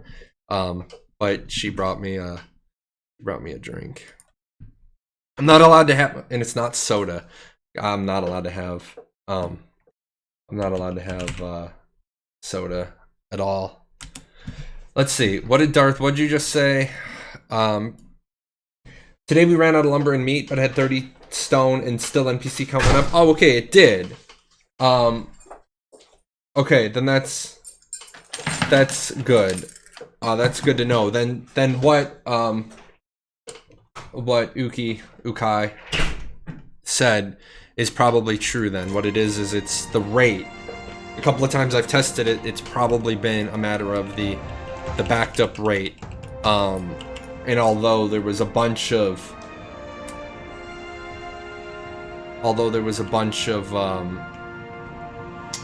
stone there, they just were backed up and deciding not to go in. Or it could have been the hauler thing, where the hauler can block them from going in. Alright. That's that. Let me set this up real quick. With a straight line.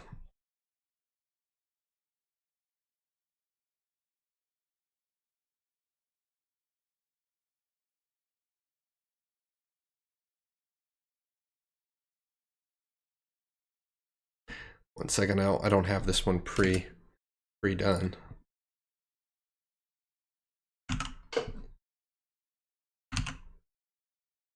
But for what Shoot is saying is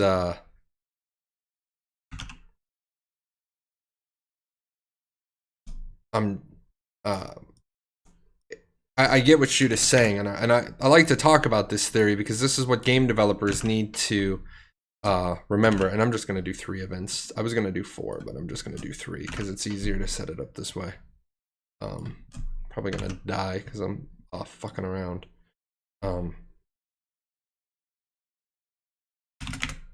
The problem with events like the Fall of Hiram City and making it so that they're at a certain time is that if you're not available to be on at that time, you can't ever get the event done. I know people that have never been able to get the event done because the times they play are not conducive. Now, I'm not saying that all events need to be available at all times, because sieges and stuff,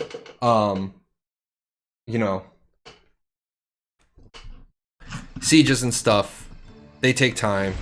They, you gotta know when sieges are gonna be. And yeah, it sucks. Like, I met a guy on Reddit and he was saying he backdashes, and now it sucks for him because he can't play in sieges because he's a wedding caterer, and so he's never gonna be able to make prime time. Okay, that's different. So let me do. Hopefully, this is deciding to work with me today. The last couple of times I've tried to do display captures, it's doing it again. It just my OBS is horrible to me. Yeah, we'll do that then. So,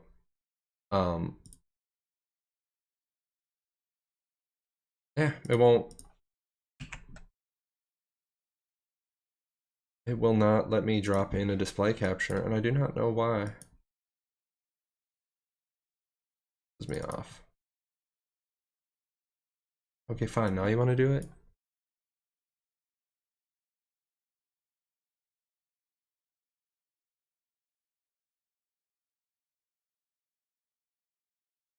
Yeah. For some odd reason, I've been having problems with OBS ever since I reinstalled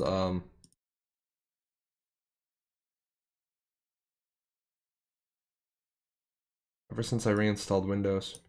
There we go. So what Shoot is saying is that you have your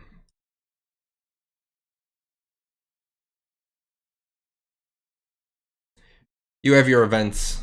I can get rid of D-Lurk for the moment. You have your events, and you got 12, 3, 6, 9. Now you can do all your events on a 12-hour cycle, but I think a 12-hour cycle is too long. You can do it all on a 6-hour cycle. I still think a 6-hour cycle is too long. Not everybody has 6 hours to play their video game. I think, a 3-hour cycle with, keeping the events in the same order. So event A is at 12, 3, 6, and 9, and you can only get credit for it once a day. So you do Fall of Hiram City here, then you can't do it any other time. But then it doesn't matter what your play window is. So your play window starts, and we're going to call that 2, right? And you can only play 2 to 4. Well, you can still get events B, C, and A in your play window. As it is right now, you got people that play weird hours. They can't see, they can't ever see any of the events, because what happens is they get stuck with the alt brigade during their Red Dragon, and then they don't get it done. The other thing is, like I said, not everybody no-lifes their video games. Some people actually have a life, so they, they go and they, I need to bring that back up. There we go. They don't want to sit there for 12 hours. I get what people are saying, that I don't want to farm 50,000 mobs in order to catch up on my gear, so I either have to swipe or work for it. At the same time, yeah, you're not gonna, like, if you're playing an MMO, and you expect to be handed stuff, then you're playing the wrong genre of game. If you want to be equal to everybody else, play a MOBA or a first-person shooter. I mean, the nice thing about MOBAs and first-person shooters is they're like the game of chess. They reset every match. You're always going to be, you know, you're always going to be equal at the start of every combat. Not everybody can play as much as everyone else. Yeah, but at the same time, everybody else, people who can play, there's, like I just said, there are genres of games for everybody. There are genres of games for everybody. If you don't have the time and the effort and the energy, the drive, the commitment to invest into an MMO, don't expect the MMO genre to cater to you. And that's what killed the genre for years. Well, we want to have a healthy PvP environment. Okay, you have a healthy PvP environment at what cost? You're gonna have one group of your players are gonna get pissed. One group of your players are gonna get pissed because you try to cater to the other group of players. MMOers, true MMOers, know that they're gonna have to work for it. So true MMOers aren't looking for a handout. They know, okay, I gotta do X amount of work. I gotta do X amount of work to get caught up to people who have been playing before me. Like Chronicles of Illyria, they have an interesting concept where it's gonna be more favored towards player skill, where they said that,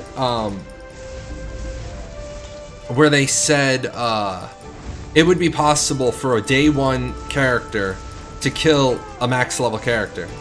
Let me tell you, if a day one character can kill a max level character, you won't have an MMORPG audience. You will have a combat audience. You know, that's a shit system. And I say that because you're going to have people who are traditional MMORPG players who get killed on day one with by somebody who just started the game, who happens to be really good at combat. That's not gonna fly with your community. That's not gonna fly at all. Your community is gonna be like, what the fuck? Yeah, the Hiram throttling that they've done, it is really well done. I will say, if you're playing the game every day, and you're doing all your dailies, and you're doing just a little bit of grinding on the side, you should have no problem keeping pace with the game, with the gear curve. I mean, some people are like, well, I don't want to do the dailies every day. Well, you know, then you don't want to have good gear, is what you're saying. Well, I don't want to grind. Well, then don't play MMOs, because every MMO ever is based on a grind of some sort. There is a grind in every single MMO. MMORPG. Let me clarify that. In every single MMORPG, there is some sort of grind. Now you got MOBAs. You don't have to grind for shit in a MOBA. You load at the start of the match. You are exactly the same as everybody else. At the end of the match, doesn't matter how well you did in that match. Doesn't matter what you did in that match. You start and you reset for the next match. And that's how it is, and that's how it should be. If you want PvP. You grind for... sure, okay, you grind to unlock characters. You grind to unlock cosmetics. Sure, absolutely. So, I mean, even then, if you want to play certain characters, you gotta earn enough coin, whatever, to do that. But to play and be effective, there's no grind. Jesus, man, 4,000 games? Holy hell. I played exactly one game of League of Legends, and I got told I should feed my face into a blender. And I was like, fuck this community. At current XP games, my T4 Hiram set will take 250 days-ish. Yeah, I mean, Yeah, they are making a new tier of infusions, so that will speed it up. But I mean, even if you think about it, let's say it's only 120 days. Let's say it's 120 days. All right. Is that even that bad? I mean, if it takes you 4 months to max out your gear set, is that even that bad? And I would say no, it's not. I would say it's not that bad. Yeah, you gotta remember, I didn't have League of Legends. I had League of Legends chat on because it was literally my first game, and I saw the level of toxicity in that game, and I was like, I don't even want to be part of this community. You know.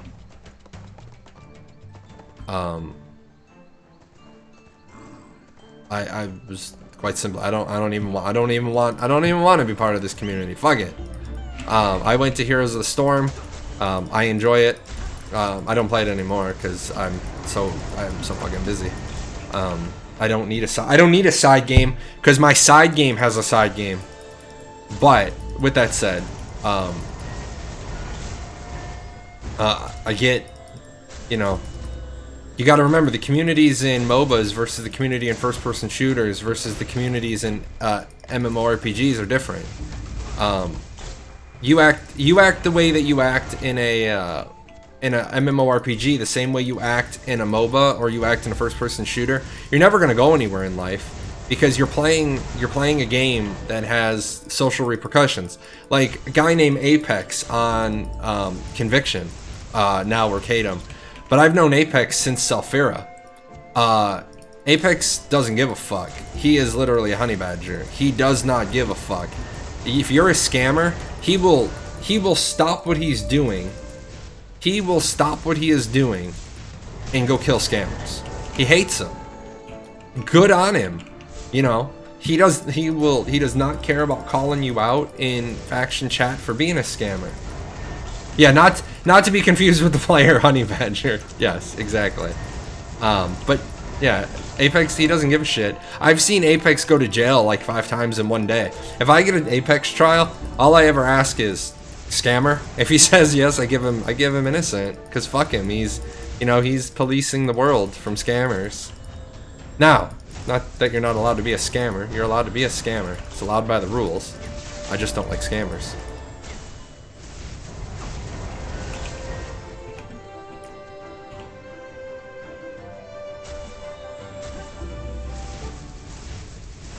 Are they making a new fresh start server? Not that I know of, but the reason why I have the poll up, and I'm doing a show on it today, is we've been having discussions of would you come back to Archeage if they did a new fresh start server?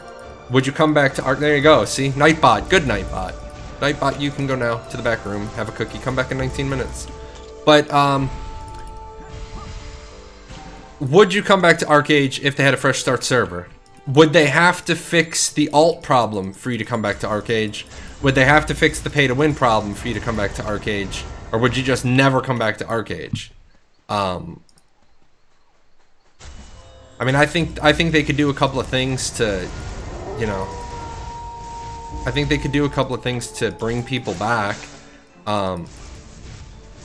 Honestly, I know it's going to piss people off, but... no Apex on the fresh start server for 60 days would be a help. Make people...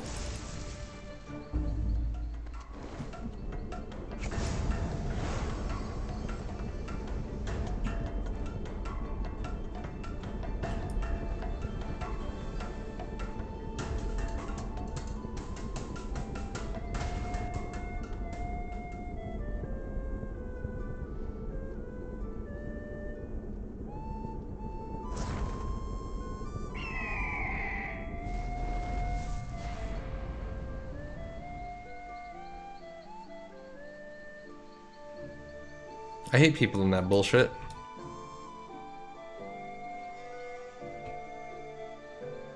But, yeah, I mean, no... Yeah, one-time sellable Apex is a good idea. I agree with it. in theory. You're never gonna see it though, because I don't think they could code it. And when I say I don't think they could code it, they can't fix half a dozen other things that are wrong with the game. So let alone, you know, trying to make it so that they're only one-time sellable. You'd have to sell them a different way. And then you run into the problem of, what about all the Apex that already exist? You'd have to create a new item ID, and then, I mean, these guys don't even give a shit enough to care that there's an item called Apex. Like, they named a Luna Gem Apex, and the sellable item is Apex. So they never wanted to fix that. The problem is wrapped Apex is, if it's wrapped, I should still be able to sell it. So if you open the Apex, then you can't sell it. But if it was in a wrapped version, it would still remain sellable, because that's how you already have your existing rules. So it's just a matter of, I don't know how they would do it other than creating a new market. Yeah, you'd have to. Yeah, but the problem is it doesn't go in the marketplace because it's bought with real world money. Yeah, you'd have to code a new style of marketplace, like the one Rift has. I've seen a couple of other games have it where, like, the cash shop item is done differently. Bind on pickup wouldn't allow for the free to play. Yeah, well, because it wouldn't be bought out of the market, because the market's bought with credits, and why the fuck would you be buying Apex with credits?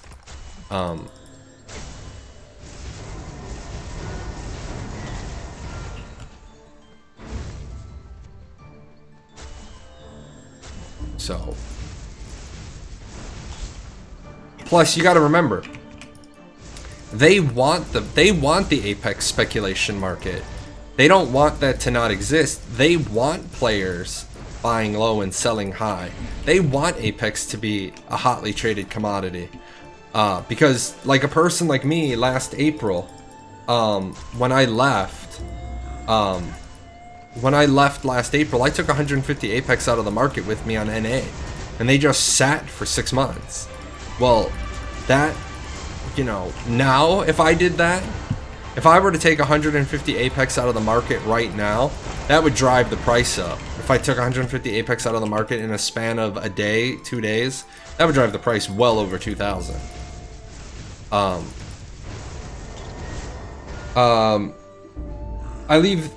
You left Archeage for 2 reasons. The community, spy, betrayal, and alt abuse. Yeah, alt abuse is one thing. Spies and betrayal, that just adds a level of the game. Because there's so many alts prevalent or there's so many spies due to alts. But if your guild is getting affected by alts, then you have really bad guild leadership. If you're being affected by spies to the detriment of your guild, you need to manage your guild better. I mean, that's just how it is.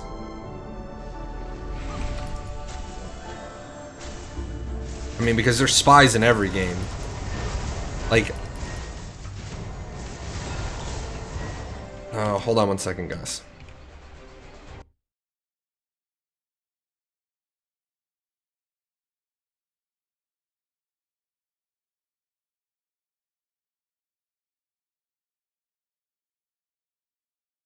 Oh, I don't even know why I have a cell phone anymore.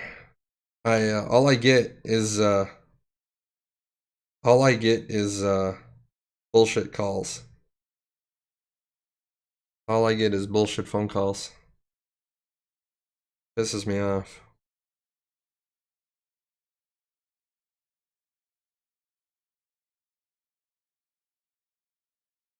All right. I get phone calls from the area code that I have to answer from in Texas, and then this is to remind you that your refund for your Windows repair services will expire in 3 days if you do not give us your bank account information for us to process your refund. Now they're just telemarketers. Now it's not even fun. When they used to be people, I used to love fucking with them. If you get those phone calls, This is the Windows tech support, and there is a problem with your computer. Just be like, yeah, really, I run Linux. But I need your Windows key, but I don't have Windows. I have Linux, and because they just keep reading off the prompt script. So that's amusing.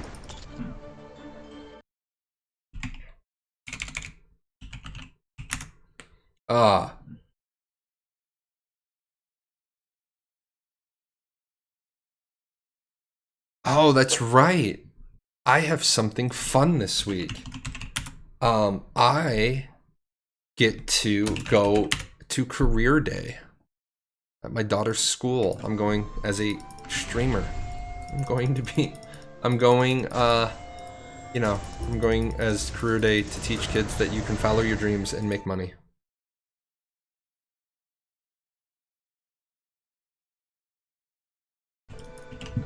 So, very, very cool.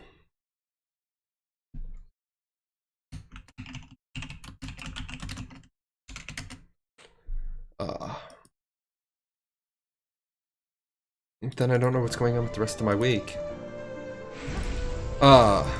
Married people, highly recommend you get a shared calendar. Get a shared calendar, makes your life easy. I don't know what's going on Wednesday, but I know on Wednesday I need to go pick up my daughter from school because it says so on my calendar. I'd be lost. I'd be lost if Tamir didn't keep my calendar for me. Completely fucking. I'm like, what am I doing? Let's see. Spies and Betrayal is fun. We tactically invaded and wrecked a rival guild back in the day and ruined their life. Yeah, I mean that's the thing. If you're managing your guild properly and people are being smart about it, spies should have very, very, very limited access to information. Because if you're running your mouth about the trade ship run you're about to do in guild chat, well, just assume that people in your guild are going to steal from you. And I don't want to be in a guild where people are going to steal from me. Well, it doesn't matter what guild you're in, just always assume people are going to steal from you.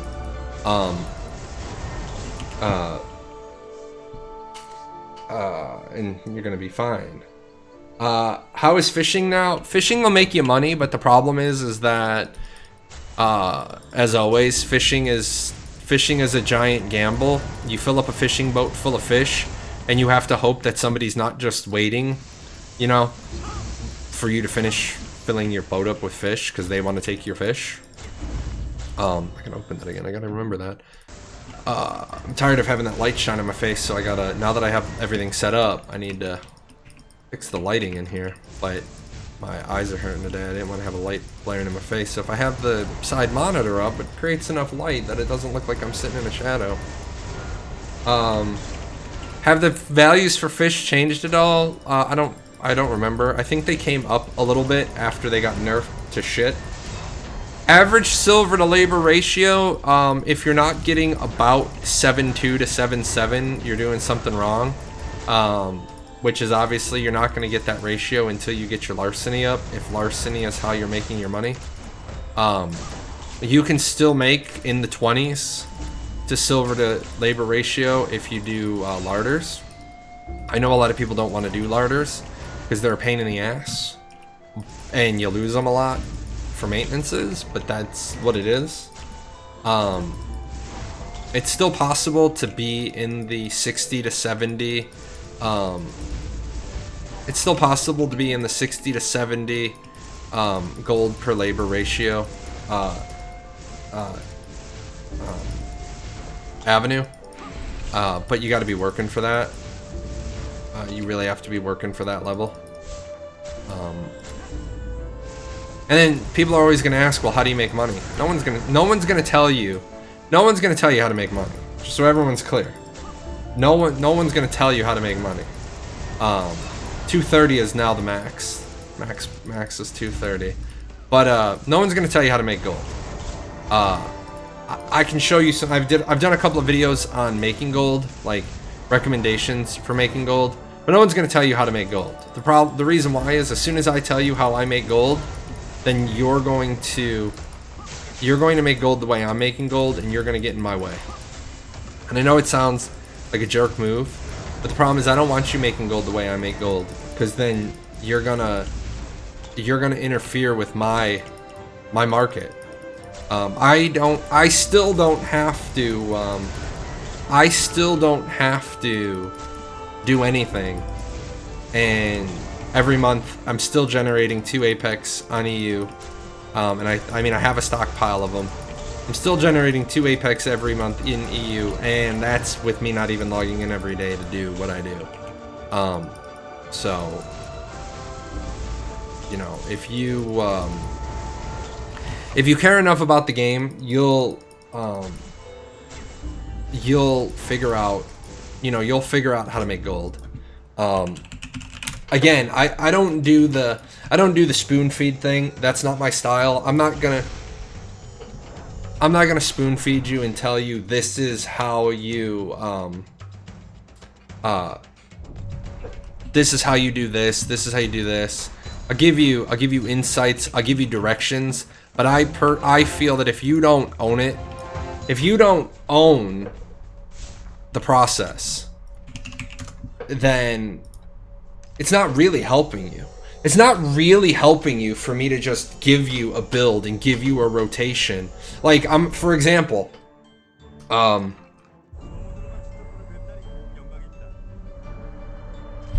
can only talk about other classes other than healer, bard, and not you. I can only talk about other classes other than bard, healer, and a little bit on tank, but not really too much on tank anymore. I haven't stayed up to date with all the tanking. But somebody came in the other day and they told me about the change to Stalker's Mark, and I was like, what?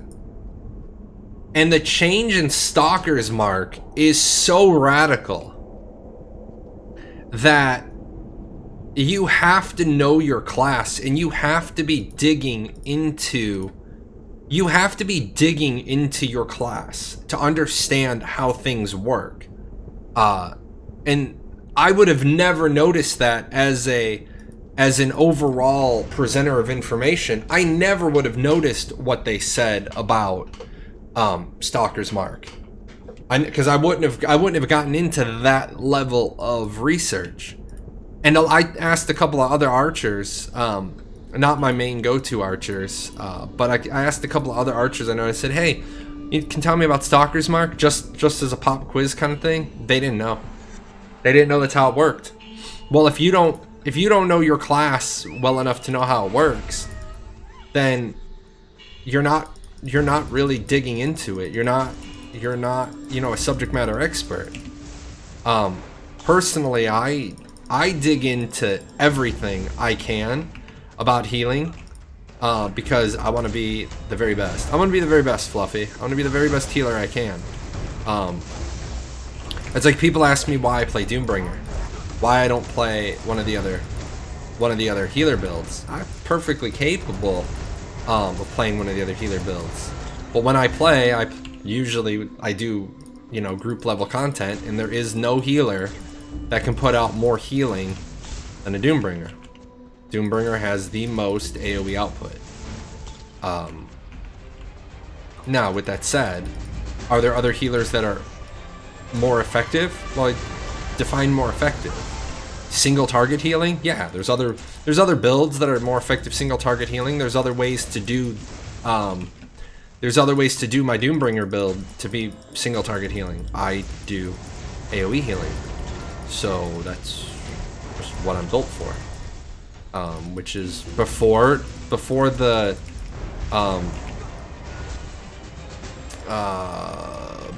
mend nerf, the mend spam nerf, people said, well, why do you run cast time in your bow? Well, I run cast time in my bow because I'm running a mend spam build. And believe it or not, everywhere that I pick up 2 or 3, 4% cast time makes a difference on how quickly I can get that first mend off. Well, now that the mend spam build is kind of fucked, obviously I don't have cast time on my bow anymore.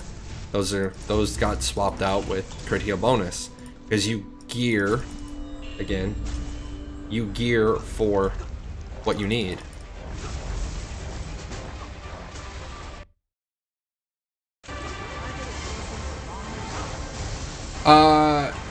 Synthesis costumes being expensive to make, don't really want to hear about it.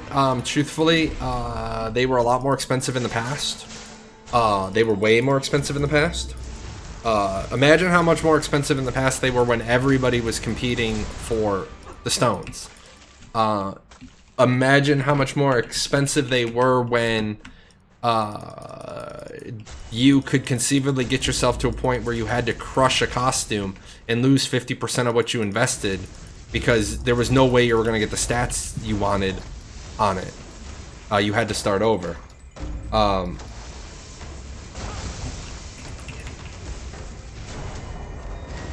mean, effectively, you can grind the costume stones.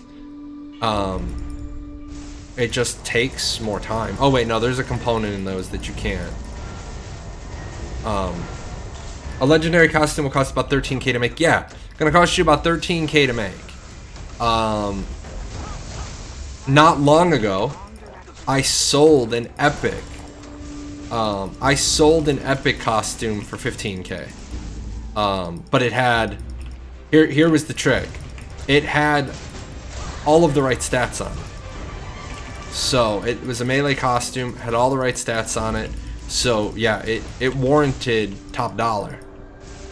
Because you weren't gonna have to fuck around with it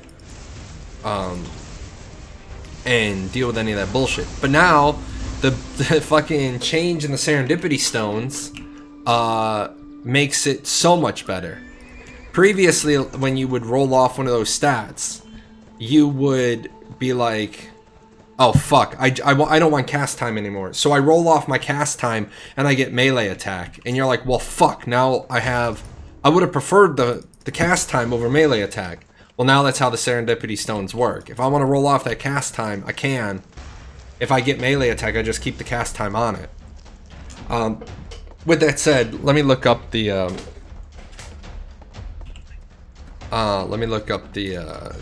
recipe and figure out that one, because I think there is a component to that causes you some grief. I mean, I think otherwise it's just time, effort, and energy. I mean, it was like the other day when I bought the 7 gems. I bought the 7 gems for whatever, 1400, because I didn't want to use my honor, because I want to use my honor to do the other wacky shit.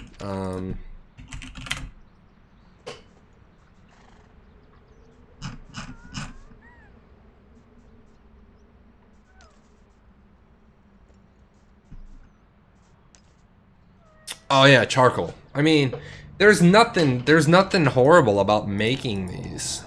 I mean, charcoal's a pain in the ass, but charcoal's always been a pain in the ass.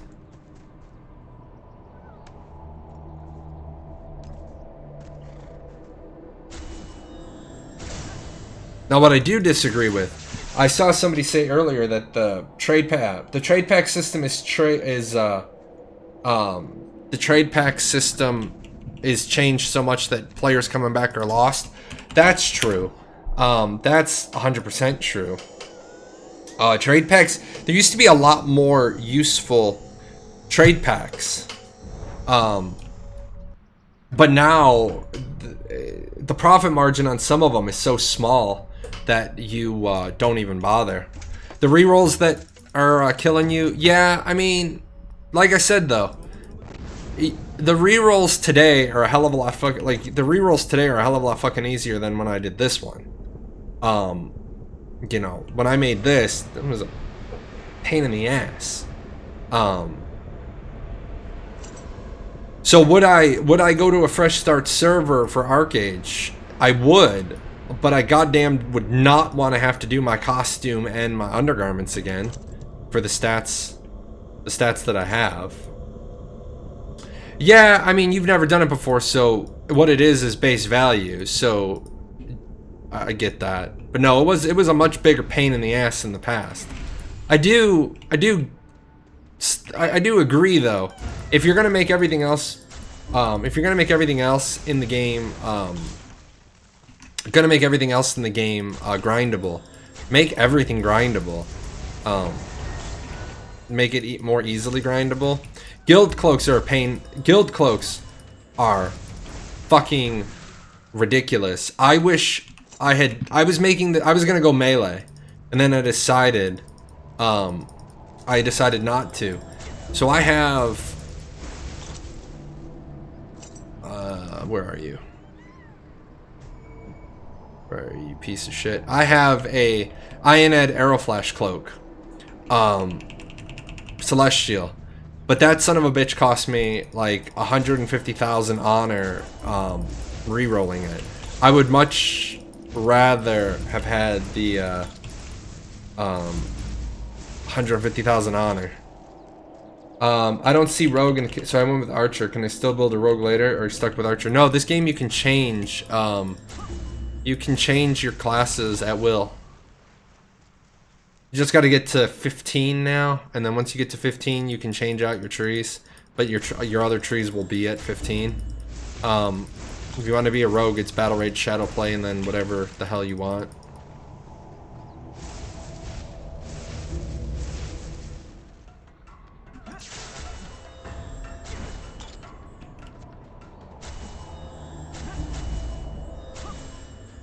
Dark Runner is still fine now with now that they've changed Songcraft and Blade Dancers aren't the broken meta. Dark Runner works fine. Dark Runner works well again now because it is it helps you against mages. Because plate mages are a problem for Dark Runners. I mean, the big problem is, we talked about it last show. When you have a game where any class can wear any armor, but you build it in such a way that you have a skill tree that negates magic, then anybody can wear plate, run Oromancy, and then literally fuck off mages. It's literally go the fuck away mages. Conversion shield converts 26% of received magic damage to health, and then shrug it off plus conversion shield gives you a magic shield. So it's just like get away, literally get away from me. Mages get kind of boned by that.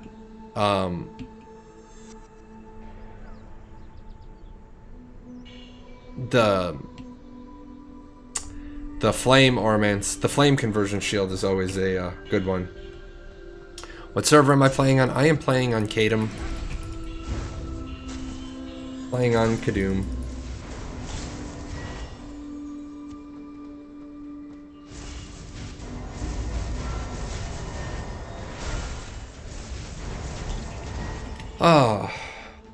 But big topic for today. I actually want to check out my straw poll. It's not doing bad. I mean, it's got some votes on it. Big one is yes, but I would only come back if they fixed both problems: the pay to win problem and the alt problem. Uh-oh, Sweetheart's back. Go on, help. No, I'm good, man. I can chew through these. Ever since they gave us Flame Holy Bolt, chew through these nice and easy. It's a little bit faster to be a mage or a healer now than it is to be a blade dancer, which is nice. Kind of confused. Can I get all the classes? Do I need to be careful what I pick? Nope, you can unlock them all. All you gotta do is, once you're level 15, go to a newie and you can skill change out to your heart's content. I have all of them at 55. Am I wearing all Hiram? No, I am wearing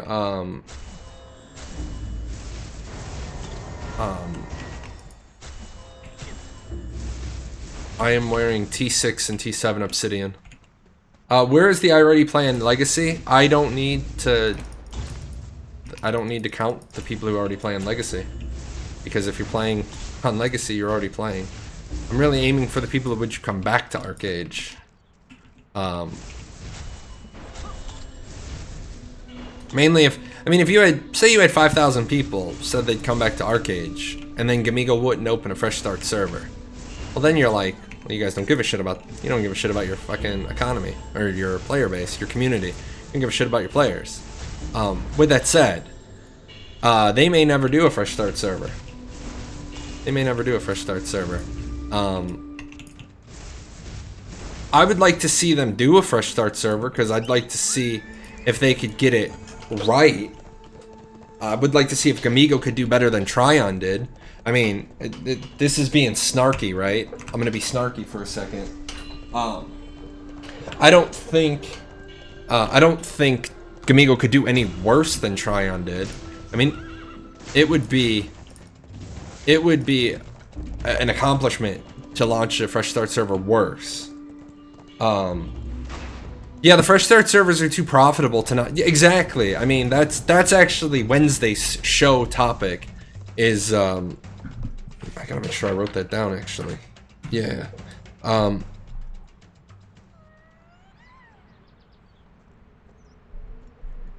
We're gonna go over how profitable fresh start servers are. But that's Wednesday's show topic. I'm feeling okay, so I'm gonna hang out for a little bit longer. I've been trying to stick to like close to 2-hour shows, but I'm feeling okay right now. I'm not looking forward to Friday. Not looking forward to the last round of medication that I have to take. But I was sick for so long that the doctor's like, we're gonna try this, and if this doesn't work, then we'll try something else. I'm like, yep, that's why you fuckers practice medicine. Which I mean is all good.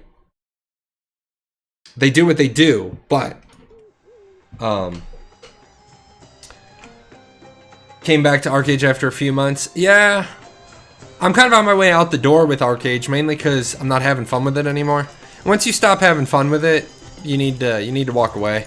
Because if you're not having fun with the video game you're playing, then you're setting yourself up. You're just setting yourself up for failure. Mainly, I want to play something with my wife. She won't play Archeage. She played Archeage in the past. She left. That's it. Done deal. Hello, did you bring me something? Oh my goodness, see? He plays fetch. He brought me. These are snowballs from my daughter's indoor Christmas party.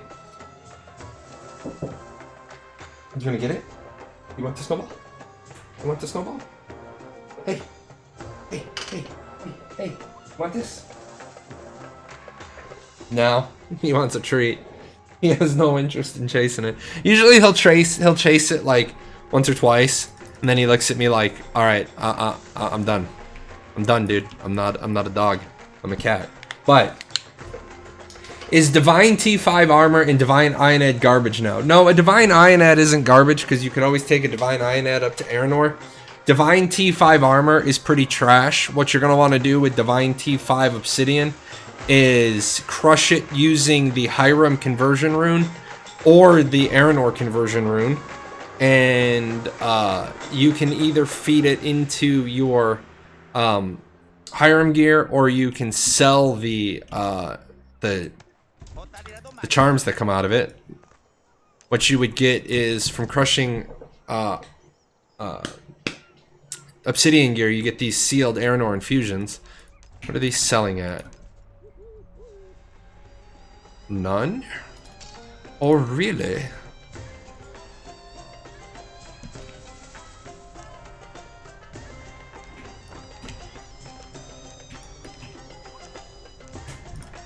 Hello. What are you doing, little person? Let's see.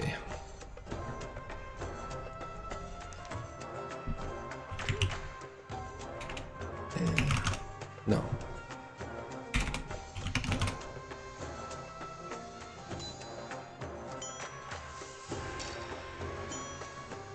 Come here. Ah! Gotcha.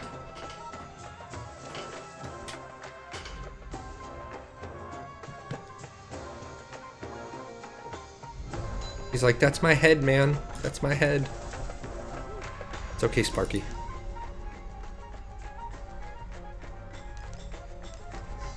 Wait, are you yelling at me because...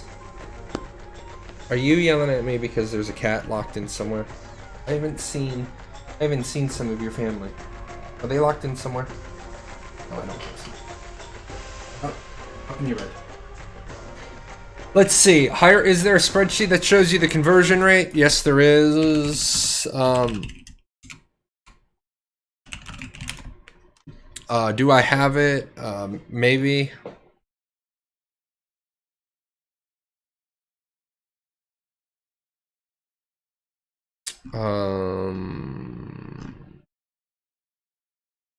Let me see if I have it on my Discord. I may.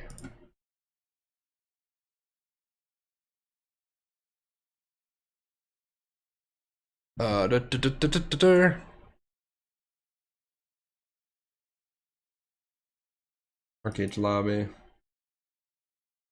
Pinned messages. Let's see.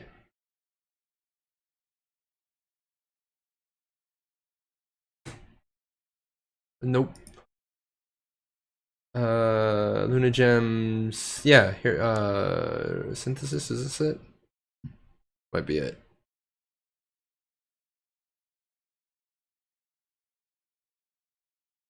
Yes. This will give you what you want.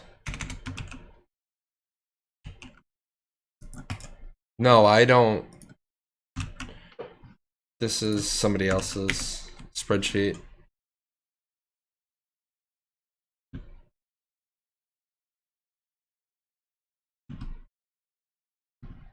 Let's see.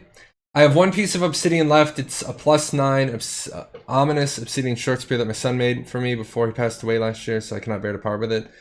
Yeah, I mean, I could understand the sentimental value of that. I have sentimental shit that I have. I have on one of my characters, I have the Paradox Graveyard, because we've lost a couple of Paradox Gaming Network members over the years. So I have when I had all of my property up in the back of one of my properties, I had a cemetery and all laid out nice and neat for him. Kind of sucks. We lost somebody. We lost somebody to a car accident. We lost somebody to getting shot. Always sucks. That's probably the one thing as a guild leader that you never ever get over, is when you find out that you've lost a guild member in real life to murder or an accident. You're just kind of, it's like a gut check. I mean, for me, it's a little bit easier because I've had to deal with, you know, losing people are deployed, get killed. I mean, so if you've dealt with it a couple of times in the real world, you're never ready for it, but you're at least, you've experienced it. Come on now, go shoo, because you're gonna start batting at the camera next. You can change your keybinds, yes, in settings.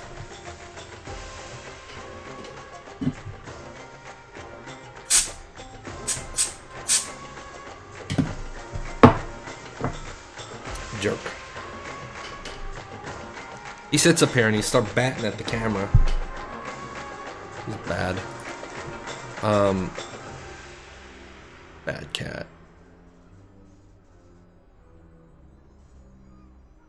It's not that I'm scaring him, it's that he knows I can't reach in to get him, because the desk is so deep.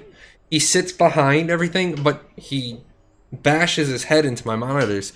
And I don't know why he's being bad this morning. He's about to move the camera. So when the camera moves, it's not me.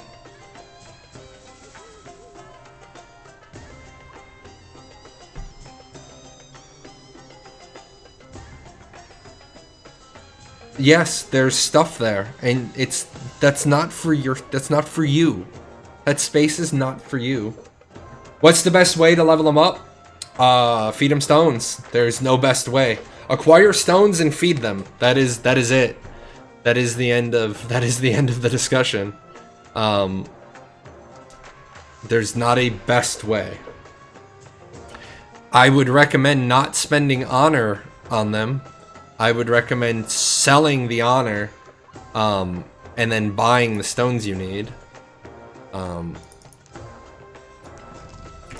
See, this is how big of a pack rat I am. I just have, you know, golden key, just chilling, just sitting around. You know.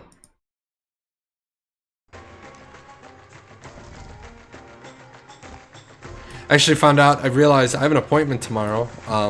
It's gonna kind of suck because the live stream is gonna be, going on for,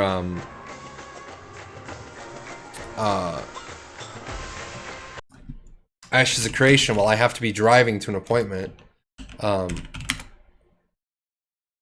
Which is gonna kind of suck, but get over it. If you need to know about costumes and undergarments, that is costumes and undergarments. If you got questions, I'm gonna link this real quick. A lot of stuff you can find, not all of it. I haven't had a chance to get back to this, but that is my website. That's going to help you with a lot of it. A lot of it is spelled out, and if it's not spelled out, you'll be able to, the pages have videos on them. Now, I do apologize.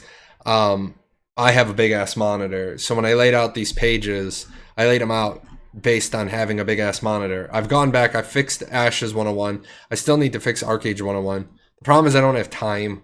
Time is what's always against me. Yeah, I fixed Ashes. I fixed the cover page. I haven't fixed Archeage 101. I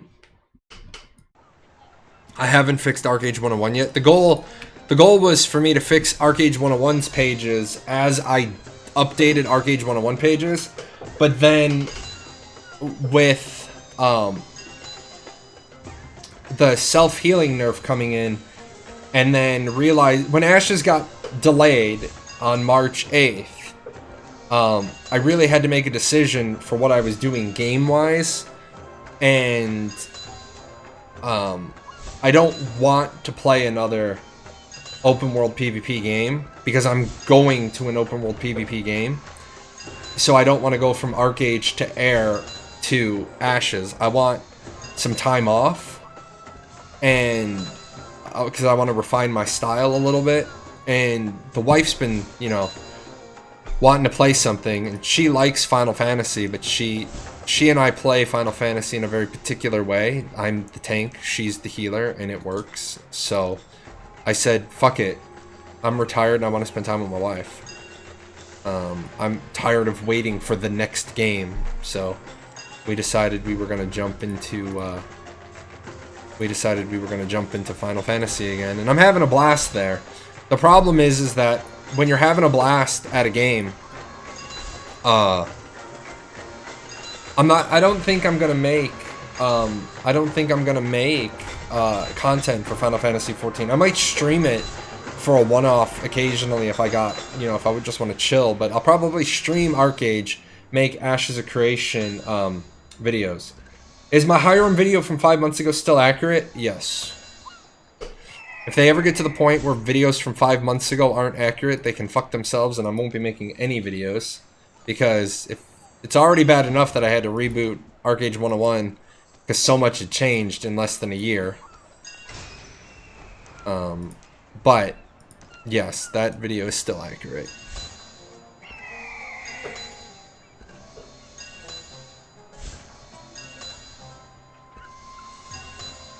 I gotta look up something.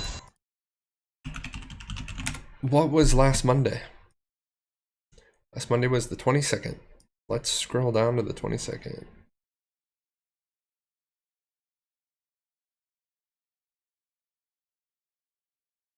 I need the other one. 22nd. Alrighty.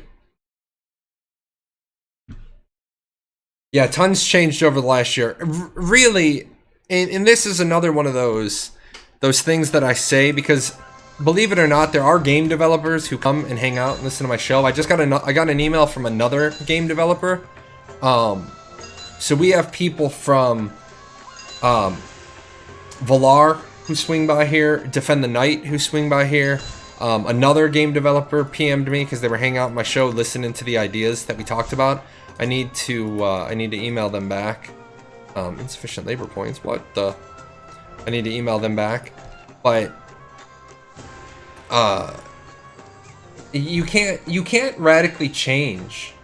You can't radically change your game every couple of months.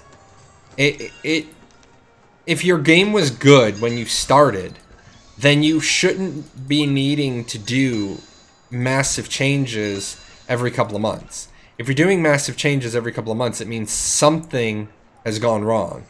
Now, I'm not saying not to fix problems. If you know you have a problem, then by all means, yes, absolutely, fix the problem.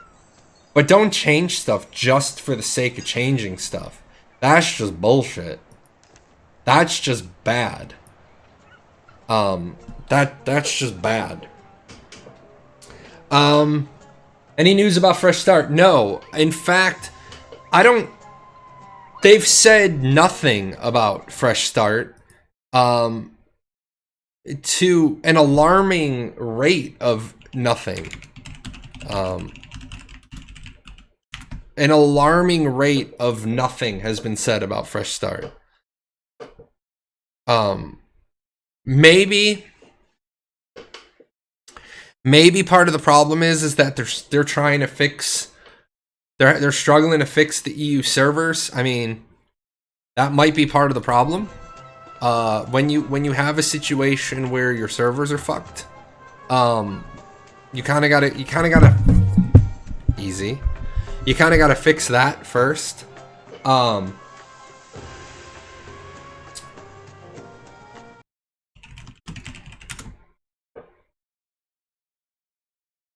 Do you have a link where they say that it's a direct one-to-one correlation, that they're not doing a fresh start until they fix the servers?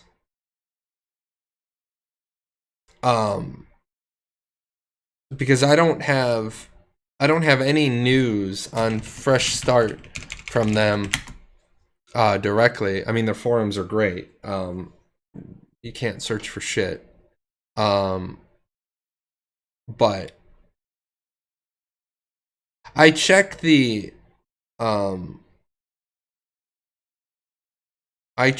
dev tracker periodically, and they don't necessarily always answer shit. Yeah, I don't see an answer for them directly on Fresh Start.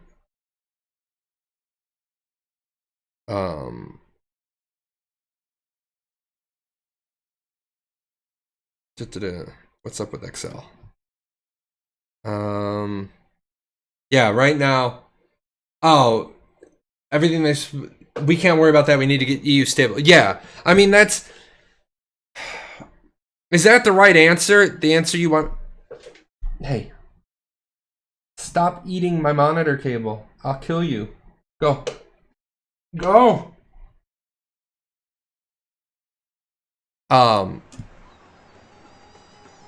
Give you the kitty, just send to you. No, I'm kind of fond of that one when he's not being a jerk face. But I get that you got to fix your servers. Okay, I get that you got to fix your servers. But when you say we got to fix our EU servers, dude, you got to fix all your servers.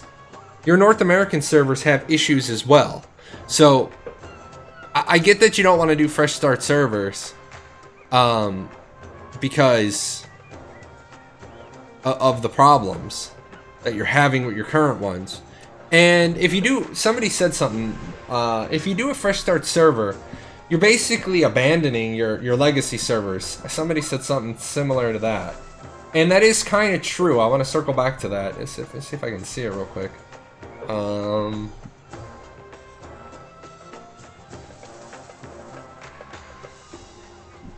Yeah, I don't see it.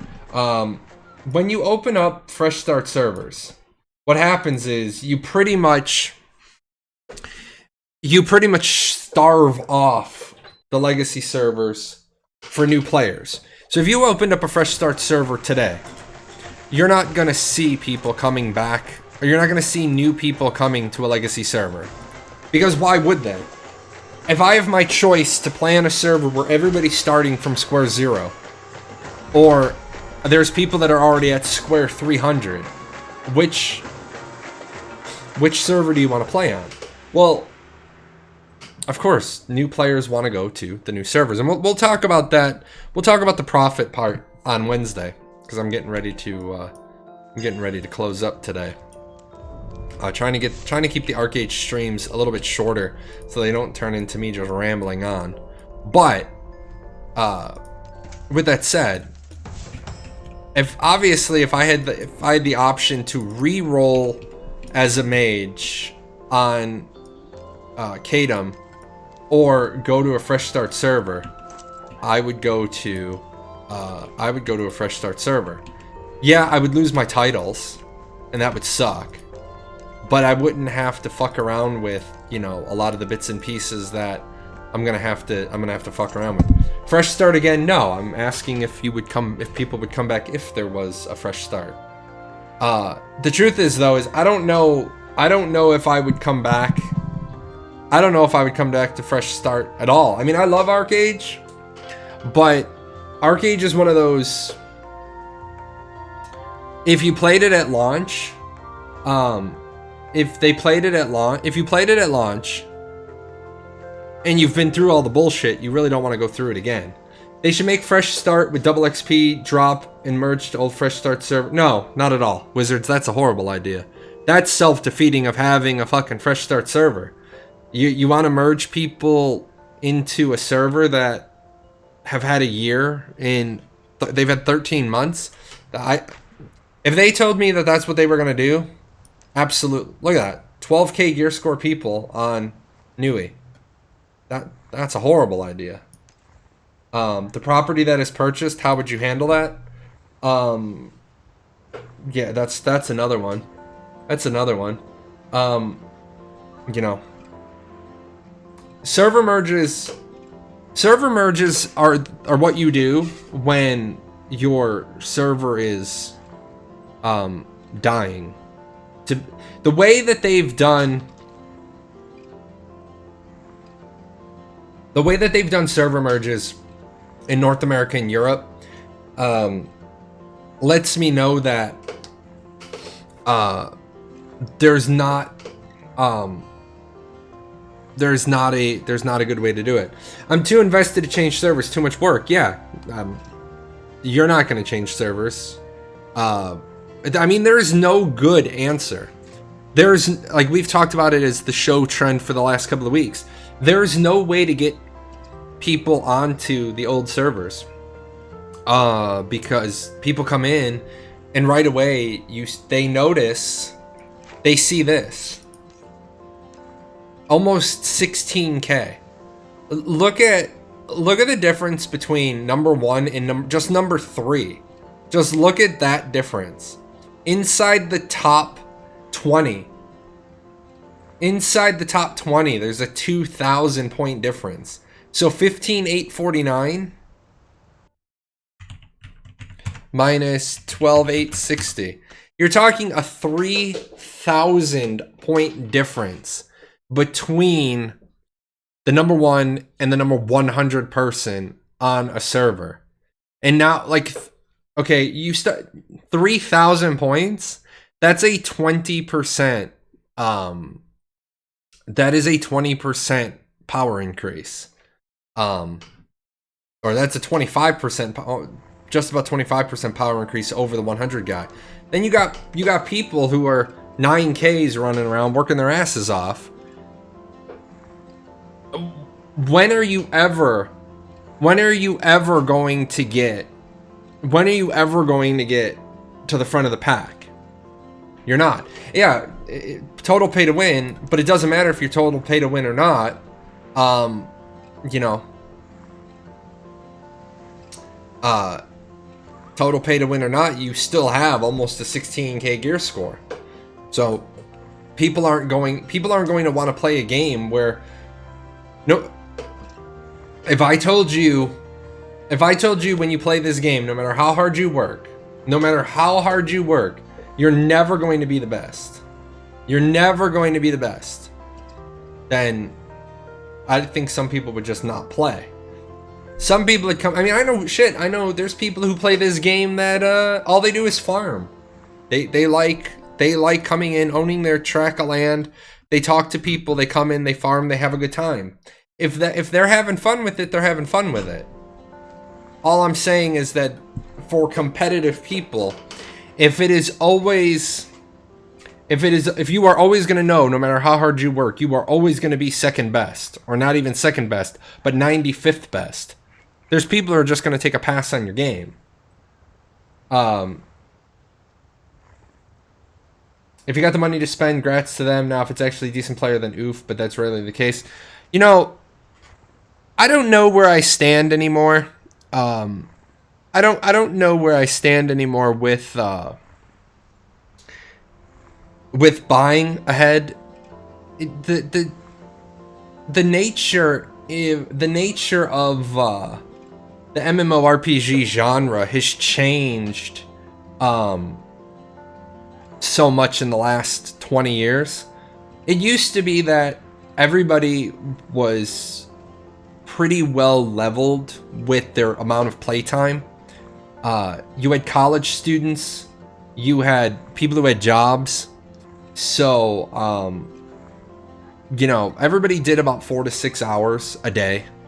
But now you got people that, work from home. They can put 12, 14, 16 hours a day in on their gaming. You have, there's an argument to be made that you're not paying to get ahead, you're paying to catch up. Well, then you ask the question of, well, who are you catching up to? There was a girl who sold sex for gold on WoW so she could buy the flying mount when they first came out. That's beyond.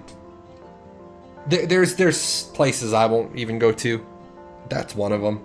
I won't even go there. I won't go anywhere near that one.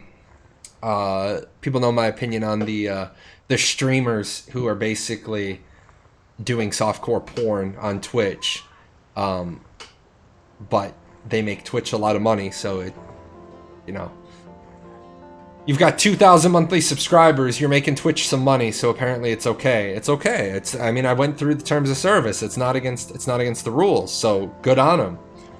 But if that's how you're paying for your flying mount, I don't know. I do not know. But I've had friends that are doctors. I've had friends in this game. They've dropped $10,000, $20,000, $30,000 in the game, and it's nothing to them. It's literally nothing to them. Them dropping $10,000 on a game they enjoy is like you dropping $10 on a game you enjoy. People who make the statement, well, I have a job and I make a lot of money, but I don't have a lot of time. So, when I get a chance to play a game I like, I just spend a bunch of money on it. Well, unfortunately, the problem with an advocacy argument is that you have to take both sides of the argument, and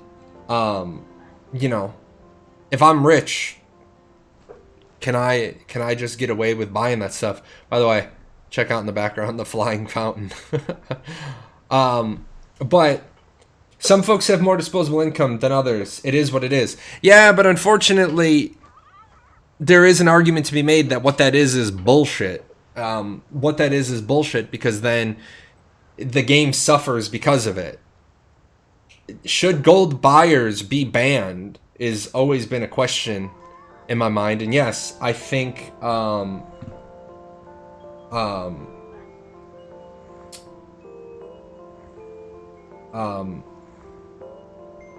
I think that banning gold buyers would certainly stop people from wanting to buy stop people from wanting to buy gold. Yeah, it basically negates the work of people who don't drop money into it, at least to a certain point. Yeah, exactly. That's exactly what happens. If I can't afford to pay, then you get the I can't afford to pay to keep up. So it really boils down to how balanced is your cash shop. Like you take a mechanic where you want to say it's a catch-up mechanic. Okay, well then you take tiers of levels. So but the gold buyers are also the ones who spend a lot in the cash shop. No, not necessarily, because people who buy gold are doing it to get around the market. If they were spending it on the cash shop, they would just buy Apex. If they wanted to be pay to win legit, they could just be pay to win legit. Take an XP bonus pot, for example. In a game with a hard cap, is an XP bonus pot pay to win?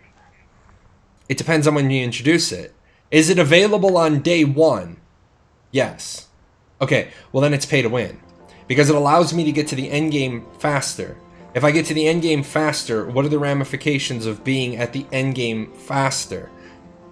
Do I claim content for myself? Do I get server firsts? If I get server firsts, do I get a tangible benefit from having server firsts? If you're going to call XP pots a catch-up mechanic, then why do they need to be in there on day one? Who are you catching up to? Now, you put them in there at day... Like when the first person hits max level on a server, then you throw the XP pot boosts into the cash shop. Sure, now they're a catch-up mechanic. But now does the game have a soft max level? So the game only has 55 levels. But you can, like BDO, you can level to 56, you can level to 57, you can level to 58. There's no real benefit to it. There's only a small benefit to it. Well, that's still a benefit. So should XP pots be active when you're leveling over the soft cap? No, probably not, because they're not a catch-up mechanic at that point. They're a continue to get ahead mechanic. These are just little things that when you want to hold companies accountable to what they're saying, well, we only have convenience items in the cash shop. Remember, I'll use Tryon because I have a video that can back up everything I'm saying. We're really going to be dedicated to making sure there's no pay to win on the Fresh Start server. Okay, well then why do you have a dungeon running pack that allows me extra entries into a dungeon? And their response was, well, because you can make that same item in game. Bullshit, motherfucker. I can't make that item in game for at least 22 days. It would take at least 22 days to make that scroll. And I did the math for him. I broke it down. I said it'd take at least 22 days if somebody was feeding me all of the lumber.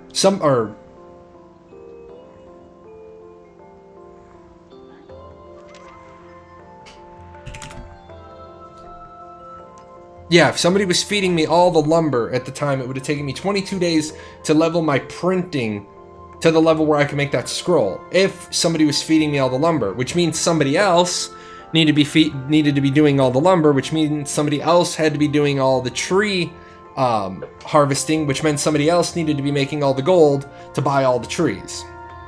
And Tryon's response was, well, you can obtain it in game. If they were available from the general merchant from the start, I'd be okay with what's in the cash shop. No, I disagree with that too, because that means you're spending your gold to buy what I'm buying with real world money. Because I have more disposable income than you, that means I get to spend my gold on things that benefit me, and I get to spend my real world cash. I don't think my socioeconomic status outside of the game should have anything the fuck to do with my status in the game. That's why it's a game. It is a role-playing game. You're playing the role of everybody being equal, and you only get what you earn in game. I don't think it's fair. I don't think a lot of the things in this marketplace are fair. God, that fucking is horrible. But So you can buy the Wrapped Lucky Infusion daily quest. You can buy main special. You can buy the infusions. You can buy 20 brilliant infusions a month. Now they're expensive as fuck. Oh. Why didn't I hear you? Why didn't I hear you, little Furby? Oh, my headset might have gone to sleep. I got this new collar headset, but I need to work on it. It tends to go to sleep on me. But yeah, I mean, you can straight buy some power out of the cash shop, and I don't like that.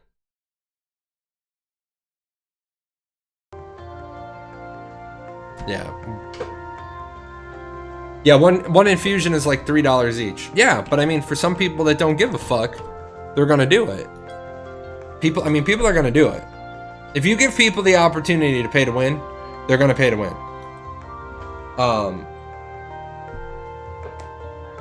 To be honest, I've not spent any money on this game in the whole time I played, and I'm satisfied with what I have.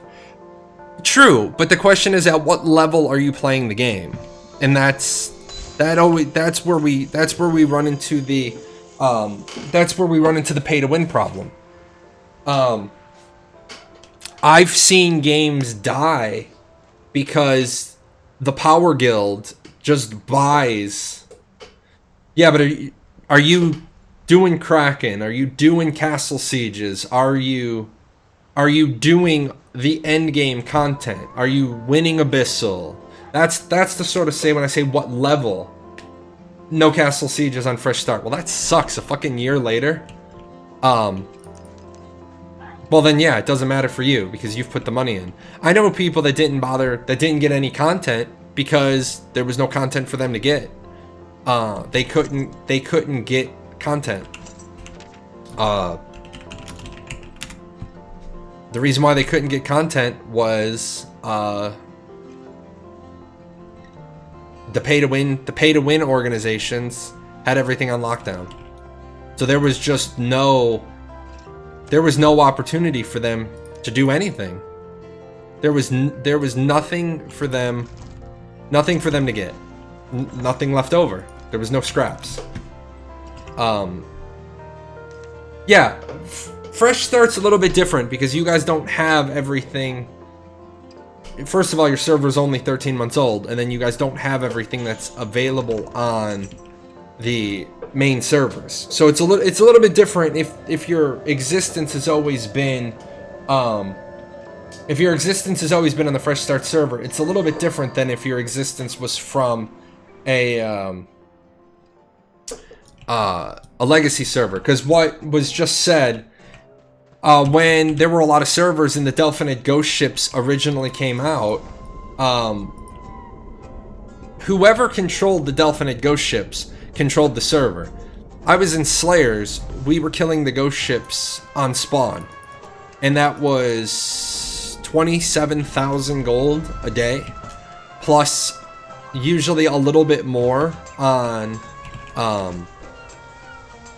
restart day or on patch days, because they would inevitably have a problem with the server, and if it went up. Now I need... Fuck. Why can't I math? I need 7 more. And I'm gonna have to work for honor. I'm working my ass off for honor here soon. Yeah,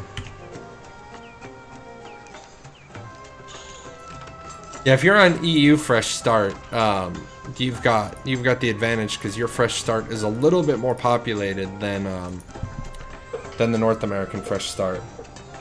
North American Fresh Start is kind of dead ski, from what everybody tells me. Like I said, I don't pop over. You can pay to win in WoW too if you want. Not really. I mean, a little bit. You can pay to win in WoW a little bit, but the only way you can pay to win in WoW is if you buy raid runs. And if you're buying raid runs, then you're not even... I don't get... Like, I've never understood that. Back in the Final Fantasy 14 era, when there was when the server connection was the problem and people couldn't clear Titan hard mode, I had no problem running Titan hard mode for people. And we did carries, and they paid us in gil, mainly because we were saving 30 some odd million gil for a mansion. And there were people who were like, literally, dude, my connection to the server sucks so bad, I can't clear it. I get knocked off the ledge. We talked about it at the beginning of the show. So there were people who were like, man, I can't clear this. Labor 1400. So what we would do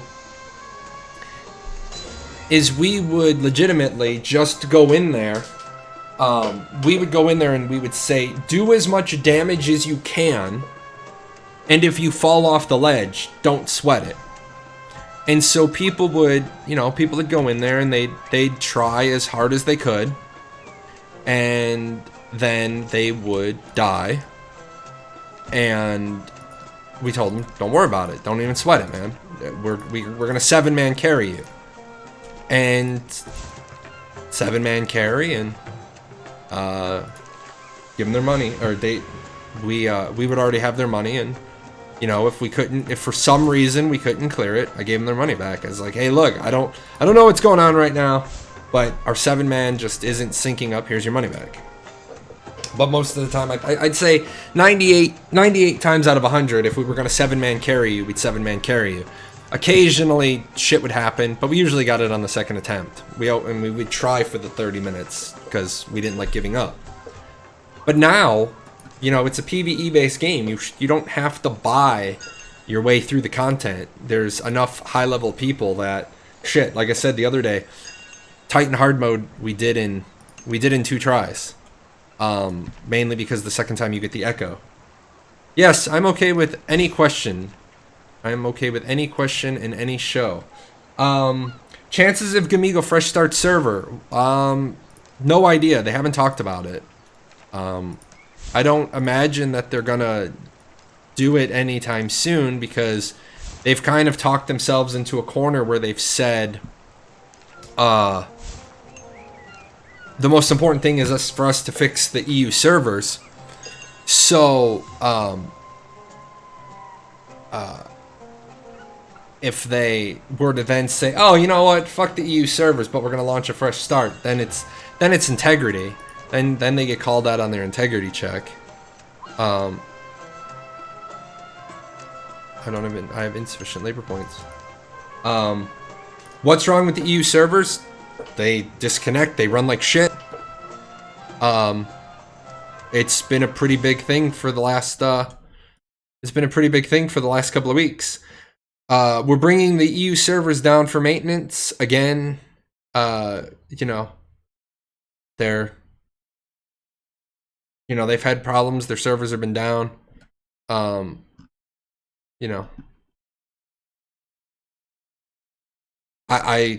I don't have a problem connecting to my EU account to make my money. So people are just saying that the server's latency sucks, laggy. I mean, if you've seen my Wednesday night show, it absolutely sucks because I try to do the daily rotation and then I disconnect, and that just sucks. That's horrible. Let's see. So the way Apocalypse handles the character point of view, it's not going to look that way in the MMO. No, there is an MMO camera. I actually have a video that shows the MMO camera and the BR camera. The Siege is a major PvP event's going to be in the BR view or the MMO view. The MMO view. They have, it's literally a switchable camera. So you'll be able to play in the traditional MMO camera if you want. I don't know why I tried to open that. I'm out of labor. That's pretty good, though. Making progress. Making progress. 255.2. I'll take it. That's not bad. Gotta work on that. Gotta get the right stats on that. Anyway, guys, I managed to actually do all 3 hours of my show. Actually kind of cool with that. Unfortunately, we didn't have the viewership required.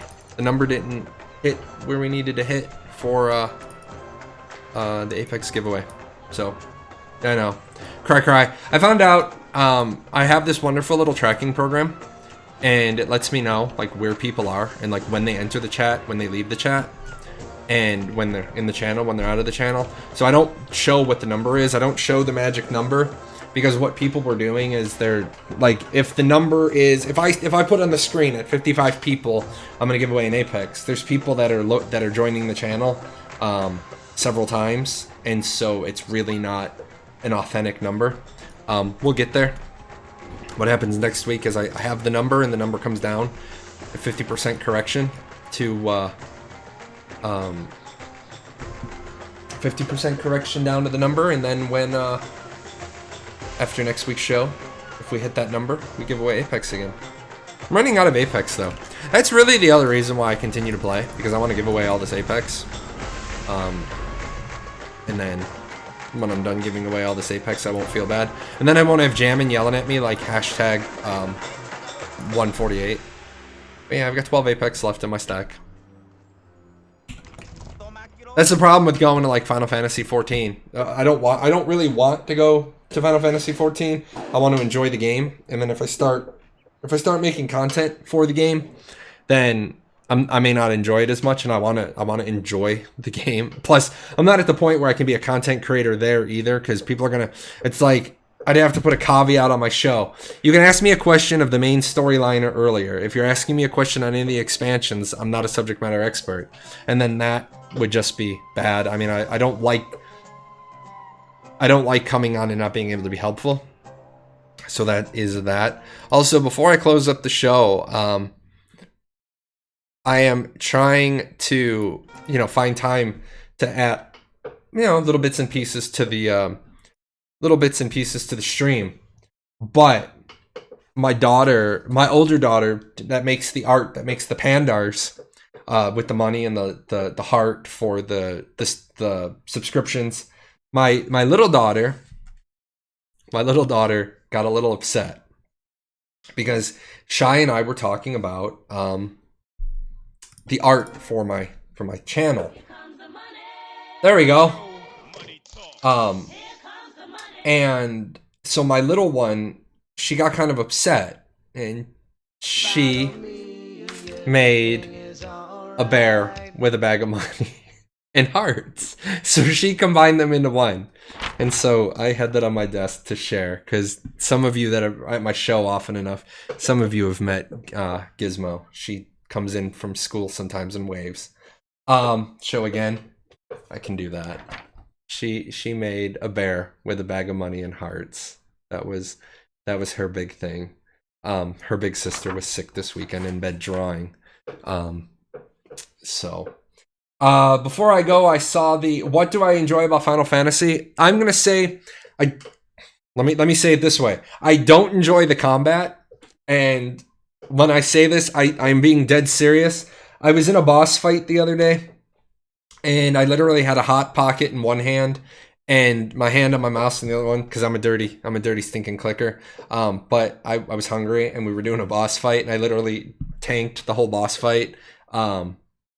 Tanked the whole boss fight with a hot pocket in my hand. I don't enjoy the combat, but I really do enjoy the storyline. I really do enjoy the events, and I almost want to do a video where I compare the Archeage event, the current Archeage event, to the current Final Fantasy event. Final Fantasy has a crossover, and they have a lot of canon that they can draw from. But the Noct thing, the Final Fantasy 15 crossover, was really well done. I mean, it was really well done.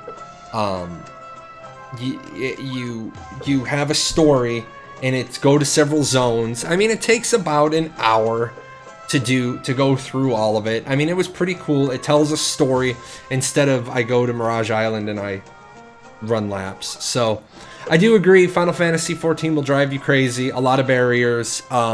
They did fix a lot of that going on. Like I said, you got to a point early on in the game 4 years ago at launch where, fuck, I can't beat Titan hard mode, and I don't have friends that can help me.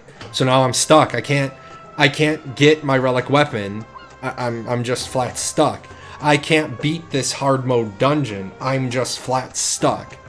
Now they've made it so that they're trainer bosses. So you see the boss, gives you a little bit of story, and then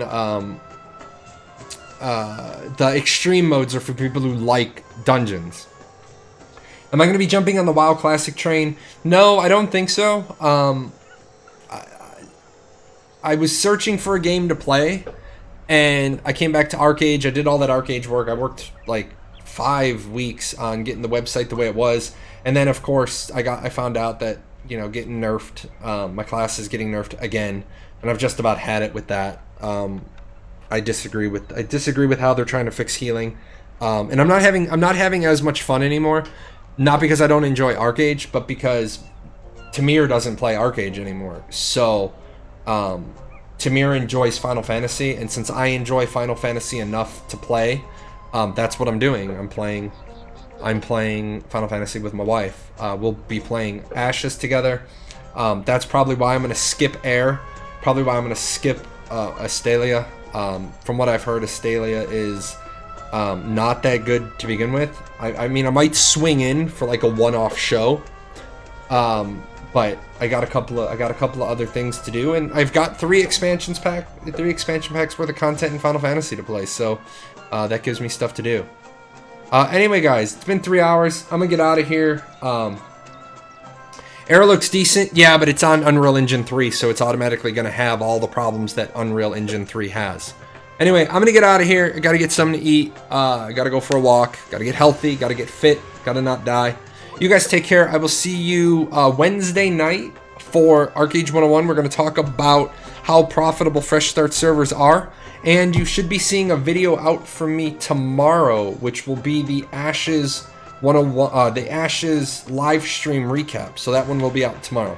You guys take care, and I'll see you Wednesday.